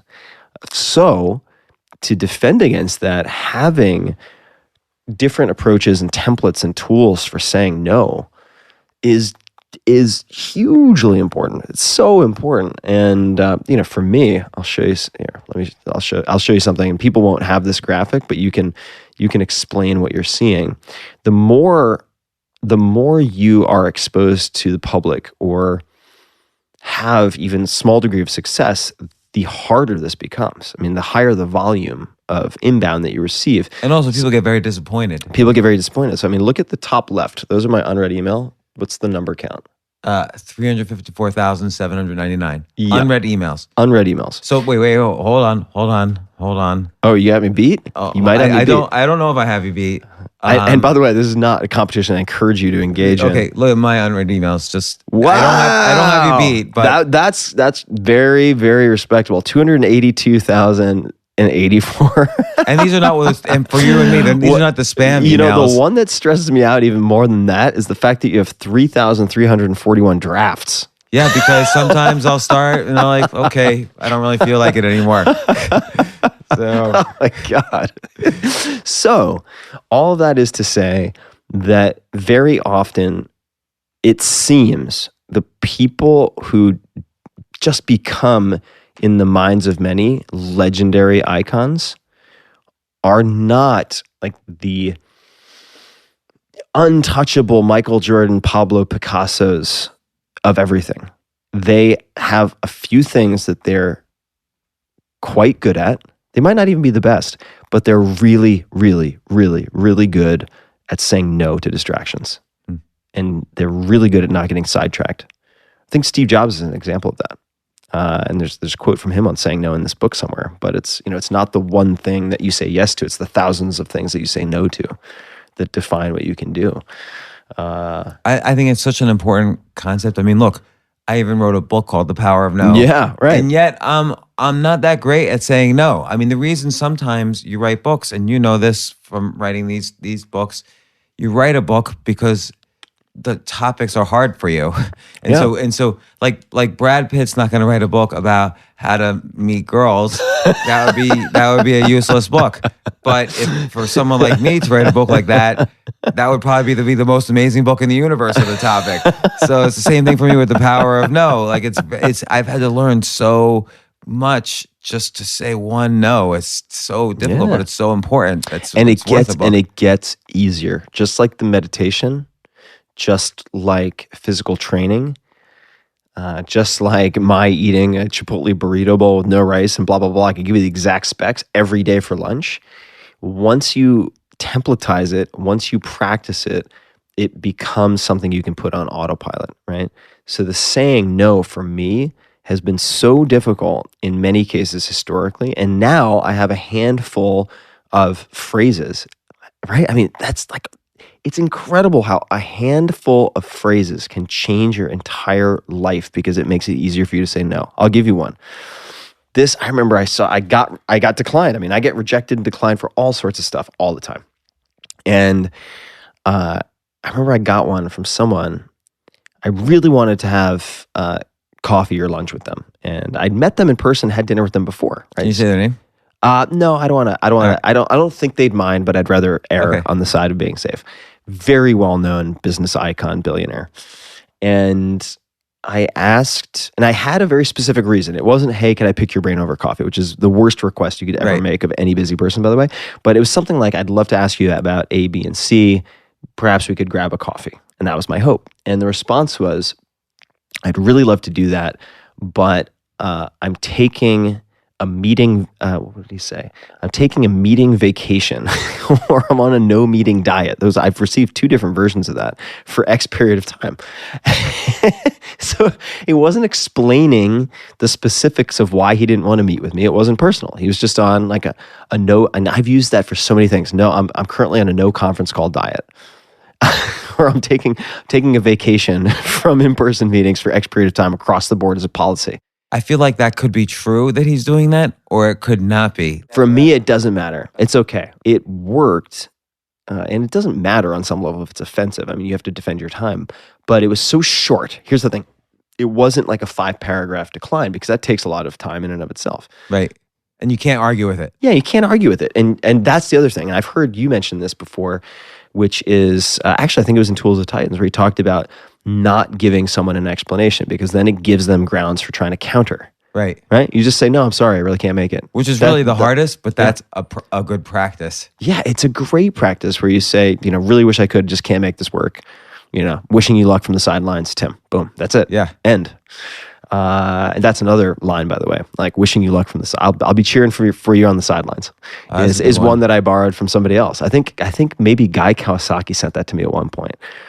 Couldn't make something. He is some really masterful email wordsmithing that he uses, and I'm pretty sure. Oh no, his was, I'll be raising a glass for you, like on the sidelines, or something like that. And my go-to technique, which for better or for worse, which is why you see so many drafts in my email, is to start saying no in some way, and then I'm just like, I'm not even going to say no.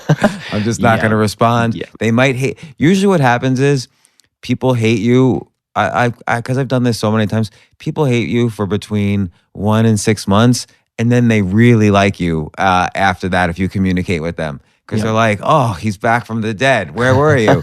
And then they feel good about it. So I figure like, okay, I don't have to say no because I wasn't planning on talking to them for 6 months anyway. And then I'll talk to them in 6 months and they'll be happy. Yeah. So, well, I'll give you, and sometimes it takes longer for them to get it, and it's okay for them to be offended because where they are in life, or wherever the life finds them at that point in time, they're not in a position, nor should they be required to empathize with your situation, right? Like most people do not have 340 or 220,000 unread email.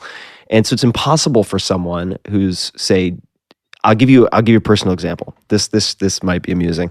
So I wrote the 4-Hour Workweek, which at the time was titled Drug Dealing for Fun and Profit.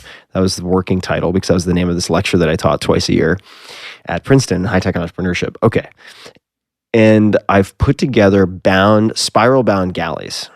So actually, it had progressed because a number of retailers hated, understandably, drug dealing for fun or profit. It had become the 4-Hour Workweek because I did the Google AdWords testing and all that stuff that helped me to figure out the title. And I reached out to a bunch of people as a first-time author, as one does, because you're encouraged by the publisher and so on. You reach out to people for blurbs, right? So, would you mind reading this and considering giving me a cover blurb? And I would word it more artfully than that, but nonetheless, hat in hand, I'm reaching out to people I don't know to try to get blurbs. And I don't even know if he remembers this. So Seth Godin, right? I love Seth. I mean, Seth is such a wise guy. Not like a wise guy. He's a wise man who only really touches the tip of the iceberg of what he knows with what he writes about. And I mean, I feel that's very fair to say. Like you sit down, at least when I sit down and talk to Seth, like the sort of comprehensive way in which he has crafted a unique life for himself and his family is really spectacular. I mean, it's extremely impressive. And so this is actually part of the reason that I don't respond to most of my email. And you'll see where this is going. I sent an email to Seth. I don't know Seth. Seth doesn't know me. And I asked with this long email. In retrospect, it's like, dude, what are you doing? And to begin with, sending like a mini novel as an ask. You got to make it shorter. But it was this long email, which he took the time to read, and he responded very shortly with something like, sorry, I really can't make this work right now. Regards, Seth, right? And I was so upset by this. I was so upset. I would have been less upset had I not heard back. But, the brevity of the answer led me to think, because at that time I had nothing going on. I mean, I thought I was very busy at the time, but in comparison with what I know my life to be now and what I now know Seth's life to be, I wasn't 1,000th as busy as Seth. Not even close, right? And I was like, how could he not have time to even read the manuscript and saying it now? It's so completely comically ridiculous that I would expect someone that busy to just be like, oh yeah, I have nothing better to do than to accept an unsolicited 20-hour homework assignment. But do you know what I mean? So now I get emails every week. I get dozens of emails. Hey, could you blurb this? Number one, I have an auto response that says, hi, I'm probably not going to be able to read your email, but here are a few things you might want to know that could answer your questions. Number one, I don't do blurbs for books for the following reasons. Number two, I don't do this. Number three, I can't do this. So I already have that, which absolves me of some responsibility to respond. But I've had a number of people, every year, a number of people get so righteously indignant and infuriated because I won't do X for them. And they're like, how can you not have an hour to meet with me and have coffee? And it's because I have 340,000 other people like you asking me for the same thing, whose arguments are equally or more compelling. And it's not like a bragging thing. No, it's a fucking disaster. It's not bragging. And the thing is too, people then say, well, it'll only take only 5 minutes of coffee, I promise. It's never 5 minutes. No way. Never. Because there's all these iconic stories, he said he only had 5 minutes and then it turned into a 2-hour meeting. So that's what they're really going for. Yeah. And and then there's also the typical thing, is there anything I can help you with? That's their way to kind of get in. And I'm like, that's also a homework assignment. I have to think of what you, who I don't know, can help me with. I don't even know what I can help me with, let alone you. Well, not only that, it's so clearly a setup, right? So my favorite one, I don't know where this language comes from, but oh man, it's gives me the heebie-jeebies. Whenever I get an email that's something along the lines of, what can I do to add value for you? And there's and I'm like, red flag. Well, sometimes though, there's definitely a huge ask that I cannot deliver coming 2 months from now. And so it's no, I'm good.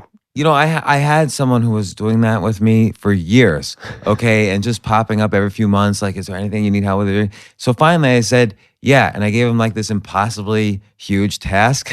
I have not heard back. So, and it's been now a year, so I assume he's just dropped off the map. But I have a new book that I'd love you to ghostwrite. Right, can you write a trilogy about a space galaxy?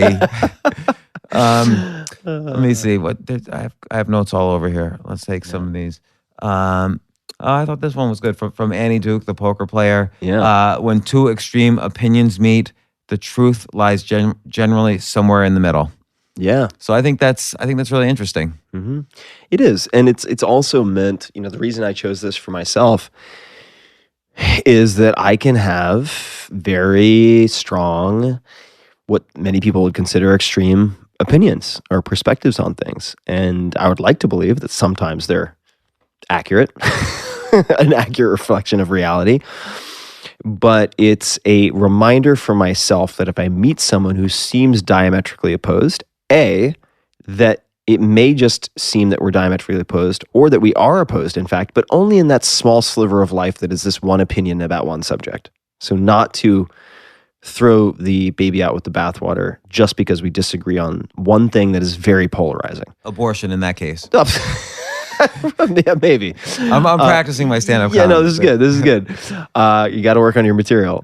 And then at the same time, realizing that maybe the more accurate reflection of truth is somewhere in between, right? And that what I'm looking at as a binary situation where you are either for this or you're against it, which you hear quite a bit, right? You're either like on the bus or you're in the way. And there are these false dichotomies that are created all over the place, especially these days. My God, I mean, really, it's like you look on social media and at headlines and it's like 5 new ways to get pissed off at your neighbor today. It's like the vocabulary of society has shrunk to only be for or against. Yeah, and I hate to say it, but it's seldom that simple, right?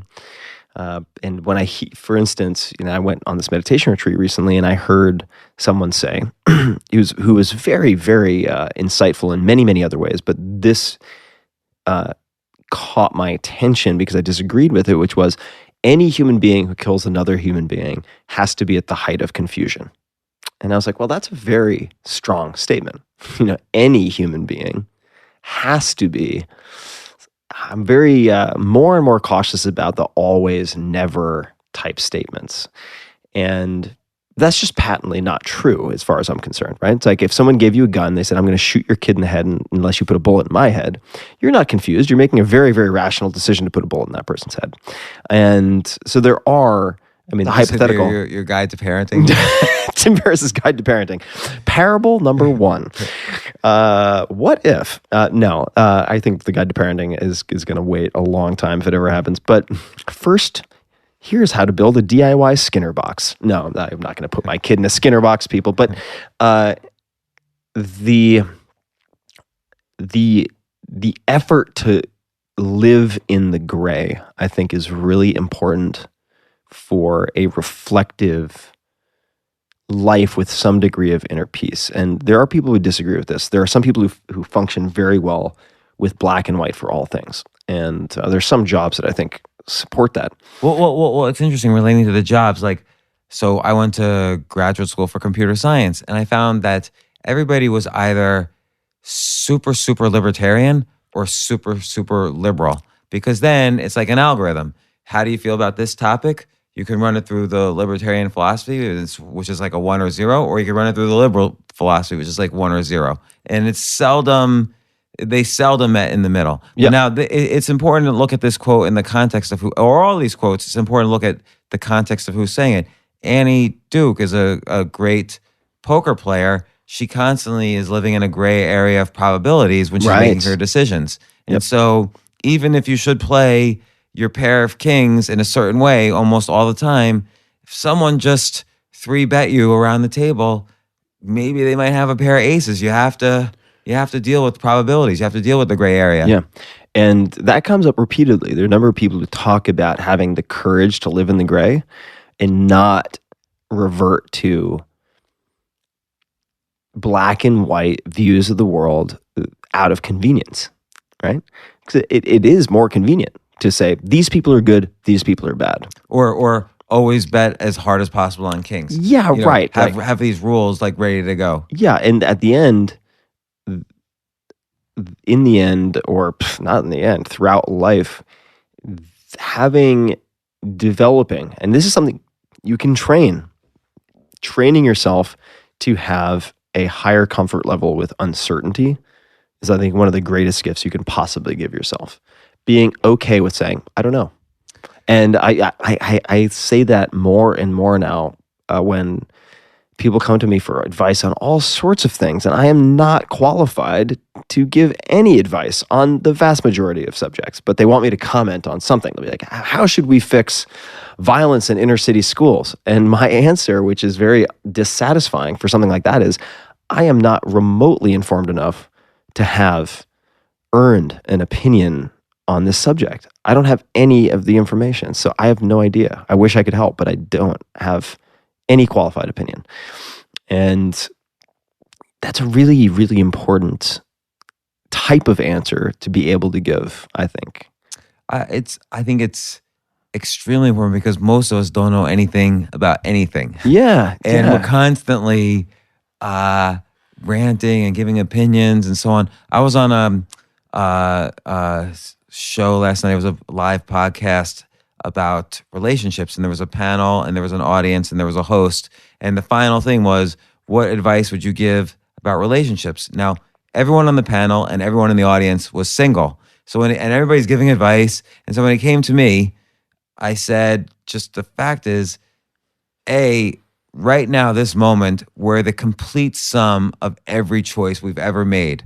So look where we are. We're all single sitting in a comedy club. So there's no way I could give advice right now. There's nothing I could possibly offer. This is where I'm at after all of the thousands and millions of choices I've made in relationships. So we're here. And it's important to recognize that, to remember that. Yeah, and actually, one of the, God, I think it's Laura Walker, actually, who gave this advice. I'm actually kind of amazed that I always forget like my entire book as soon as I finish writing it. And then it slowly comes back. Yeah. It's a really odd phenomenon. So this is fun because it's starting to come back. And I want to say Laura Walker, who's just iconic in public radio and in many other things. I hope I'm attributing it correctly, but she talks about I'm paraphrasing, of course, but a great mentor being someone who doesn't necessarily give you advice, but says to you something along the lines of, I can't give you the answer, but here's a way you might consider thinking through the answer. Well, Right. I feel that's what you do with your books. Yeah. Like you're not in this book, right? Yeah. It's all these people you spoke to or emailed with, and you emailed with them with questions you were trying to personally solve. Yep. I assume you weren't with many of these questions, and I think that's what makes the book great, is that you're not asking questions about what you think will help other people. It really comes through that you're asking questions that you think will help you, and you're a person who's already tried to help yourself in so many different ways, and you've written books about it and done podcasts about it. It's fascinating to see what questions you want to ask these different people. That's part of the content of this book, is that's where you're sort of hidden in the questions. Yeah. And it's interesting. So, I mean, again, I have so many like different notes here. I could ask a billion questions, but I'm also just curious too. What's your next book going to be? What's your next project? I don't know, and I'm okay with that. You're in the gray area. I am in the gray area, and I think for this year, at least for the next few months, I really want to focus on not looking at the preview of the next 5 or 10 years, but actually working on a lot of early, trauma is a strong word, but it's not inappropriate here, to which I can trace back a lot of consistent challenges I've had in my life and a lot of sort of resentment towards myself and so on. Well, what do you've referred to that a few times in the podcast. What might be an example of early trauma? I don't want to get into it right now. Yeah, maybe a different forum, maybe over a bottle of wine. But suffice to say, a lot of people have been through a lot of difficult things. And what I've realized is no matter how fast you run, no matter how good you are at choosing the route around obstacles as you move forward, you just can't, or I cannot sort of outrun the influence of those specters. And I need to just stop, turn around, not get distracted by what might fill my calendar in the next month or the next 6 months, no matter how attractive they are, and to actually do the hard work to, and there are different tools, some of which we already discussed briefly, because I think the pauses that we take, the brief sojourns into the pit stop where we get new tires, an oil change. If you want to be a high-performing machine / human being, you can't just endlessly go around laps flaming out and destroying yourself. And so how do you, do you ever get a fear that because like this book, I feel like it was yesterday we were talking about Tools of the Titans. Yeah. And since then you've done a TV series and this book, which Yeah. is, 10,000 pages. 670 or whatever. pages. And Yeah. so you must have this feeling a little bit. And then of course you do your podcast, you probably do other things. You must feel a little bit, if I don't produce some output for the world, I'm going to somehow disappear. So this is a good subject. I actually don't feel that way. I did for a long time, but I do a check-in with myself, and I have for actually probably 5 years now. Every time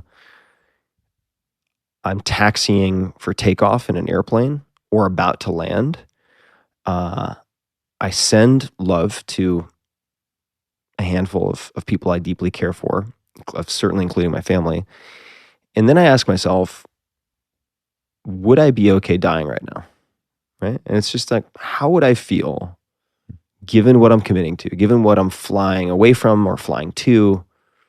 Like, would I be satisfied with what I've done and where I'm focusing right now? Like, would I be okay if this was it? Like, the next 15 minutes, game over. And the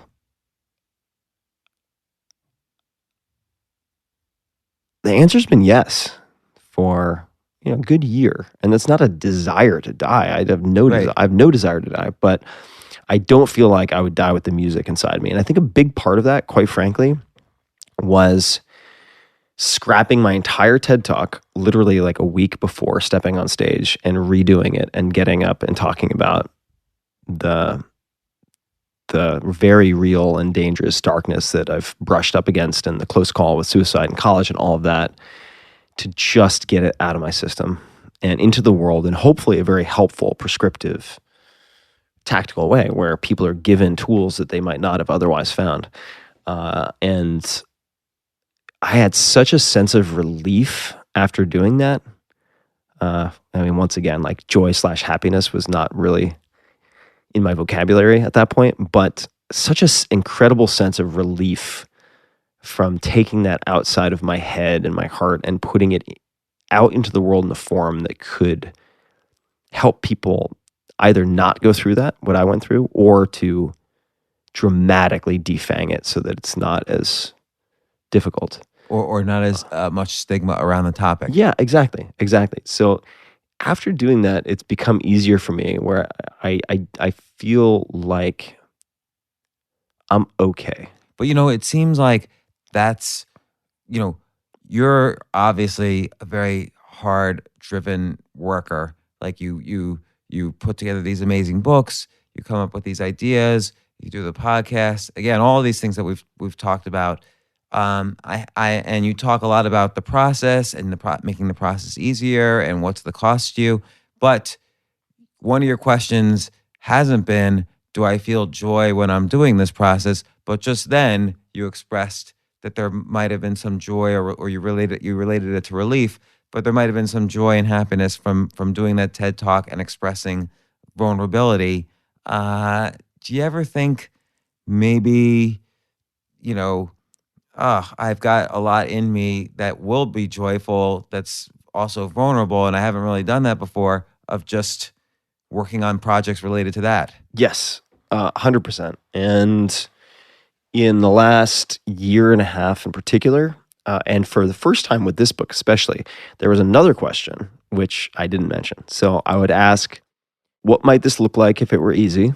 And very often there are a number of other hypotheticals on top of that. So for instance, if I have a TV show and they've slated 2 to 3 months for production and post-production, I might ask myself, what if we all only had 2 weeks to do this? If we all had a gun against our heads and we had to do it in 2 weeks? Had to, period. Like, there is no tap out option. What would we do? And so by applying all these hypothetical extreme constraints, that's sort of a secondary line of questioning that oftentimes brings up some really interesting stuff. But the new question after what might this look like if it were easy is, what might this look like if I had to make it fun? Right? So for instance, one of the questions in this book was purely to use absurdity and silliness as fuel to help me to process some of the deeper questions and answers, which was, what is something absurd that you, like a behavior or an object that is absurd that you love, right? And so just to point out how weird everybody is, right? So that was a question that was deliberately included for my own enjoyment. And What was your favorite response? there's so many. I mean, one that there are a lot of them. Cheryl Strayed's answer. Oh, I love Cheryl Strayed. Yeah, so Cheryl Strayed, who wrote Wild among other books. And Dear Sugar, one of the best ways to write a self-help book. Oh yeah. She's very, very brilliant. And Wild was, of course, made into a feature film with Reese Witherspoon, very successful. And so her absurd thing that she loves is reassembling every sandwich before she eats it. So she'll open up the sandwich, and she wants each bite to be as uniform and identical to the next as possible. So she doesn't want like a clump of avocado on one side, a clump of tomato on the other. She'll layer it perfectly so that every bite has every ingredient. And she'll actually do this also with other people. So she might reassemble someone else's sandwich if they're at the same table. So that's funny. So that almost feels a little OCD. Like, yeah, it could be, but I mean, there's so many weird examples. I mean, for instance, because I finished editing the last line of the 4-Hour Body at exactly 5:55 p.m. Ever since then, 5:55 has been a lucky number for me. So if I look at my phone and I see, oh, it's 5:50, I'll wait. I'll keep looking at my phone until it's 5:55, and then I'll take a screenshot. So I have hundreds and hundreds of screenshots of 5:55, and everybody has something like this. Everyone has something weird, and we all have something like that.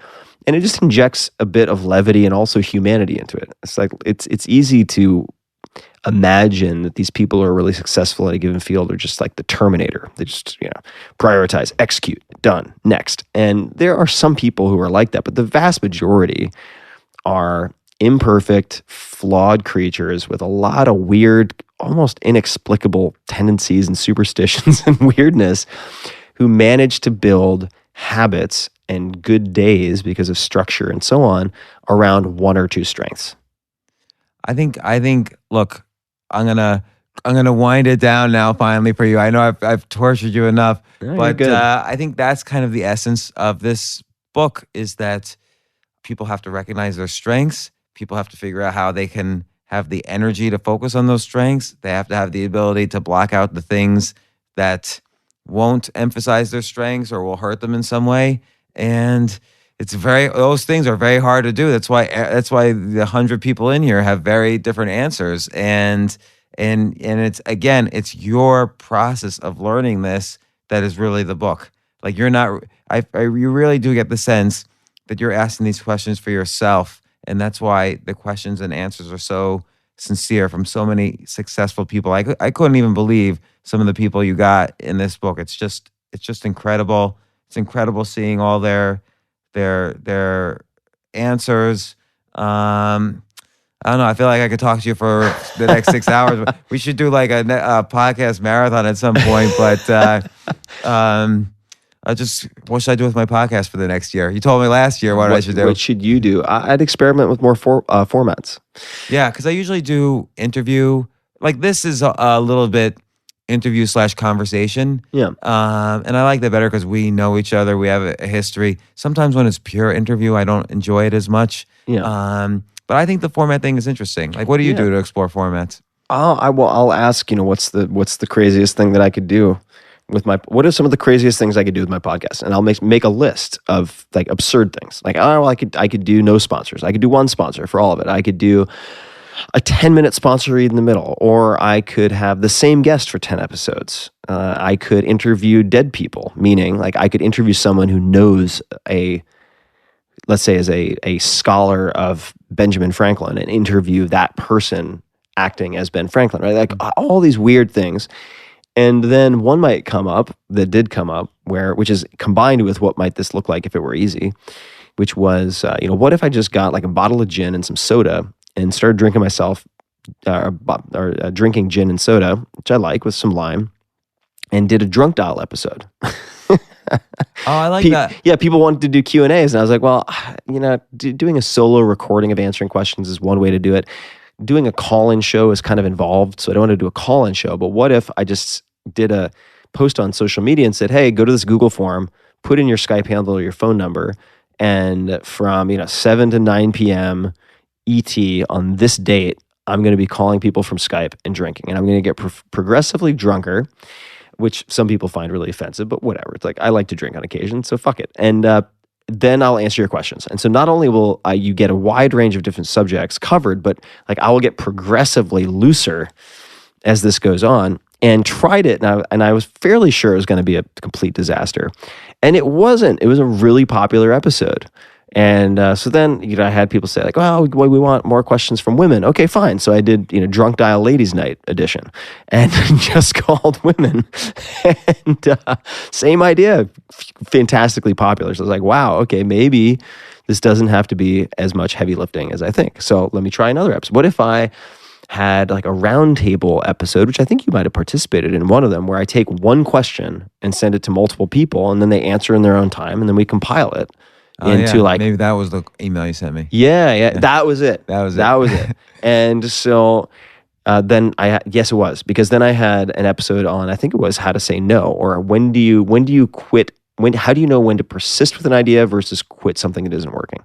I think that's what you recorded. Yeah. And then compile that. It's like, great. Okay. Well, I still love doing the interviews, but there are no rules in podcasting. I love those format ones too, because that's, again, how can I make this easier? Yeah. How can I make it easier? And it's not decreasing the quality of the listener experience at all. You're just setting the expectation that you're going to futz around and experiment with weird stuff. Some of it'll work, some of it won't. So for fun, I would do that. Yeah. All right. I'm going to take your advice once again. Tim Ferriss, author of the tiny book Tribe of Mentors, 600 pages. But just like Tools of the Titans, you could just sit and read this. It's a cookbook. You don't have to memorize a cookbook. You pick up whatever it is that you're hankering for at the moment, and with a cup of coffee, you figure out something you can use. That's it. And there's such good, valuable advice on each page. I highly recommend it. So thanks once again, Tim, for coming on the podcast. Yeah, my pleasure, man. Always fun. Thanks for having me.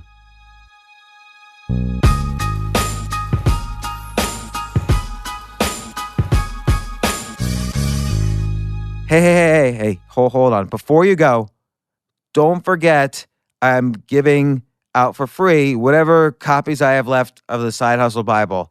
Again, I'm not publishing this on Amazon. I'm just giving it to you guys, podcast listeners, newsletter subscribers, and the people who have already been interested in my writing, because I know you'll appreciate it. I know we're all interested in freedom and choosing ourselves, and I've put together this collection of 177 proven ideas that I know work. I mean, wait till you see the testimonial from the guy who wrote the foreword. It blew my mind when he wrote it. So if you've ever wondered what life would be like if you were able to make money while you slept, or while you were spending time with your family, or wonder what it would be like to turn something you love into a new income stream, or even find out what you love that you could monetize, you need this book, because I wrote it for you. You can get it right now at jamesfreebooks.com. That's jamesfreebooks.com to claim your free copy of the Side Hustle Bible. Do it now. It's jamesfreebooks.com. Your daily dose of gaming just got way more epic with the Snapdragon processor powering the Samsung Galaxy S23 Ultra. Snapdragon processors give you the premium mobile experience that triggers your inner champion. Whenever you want, wherever you want. Get ready for edge-of-your-seat performance, advanced customizations, ultra-realistic graphics, and adrenaline-boosting speeds that have the power to move you in more ways than one. Follow us on Instagram at Snapdragon Official.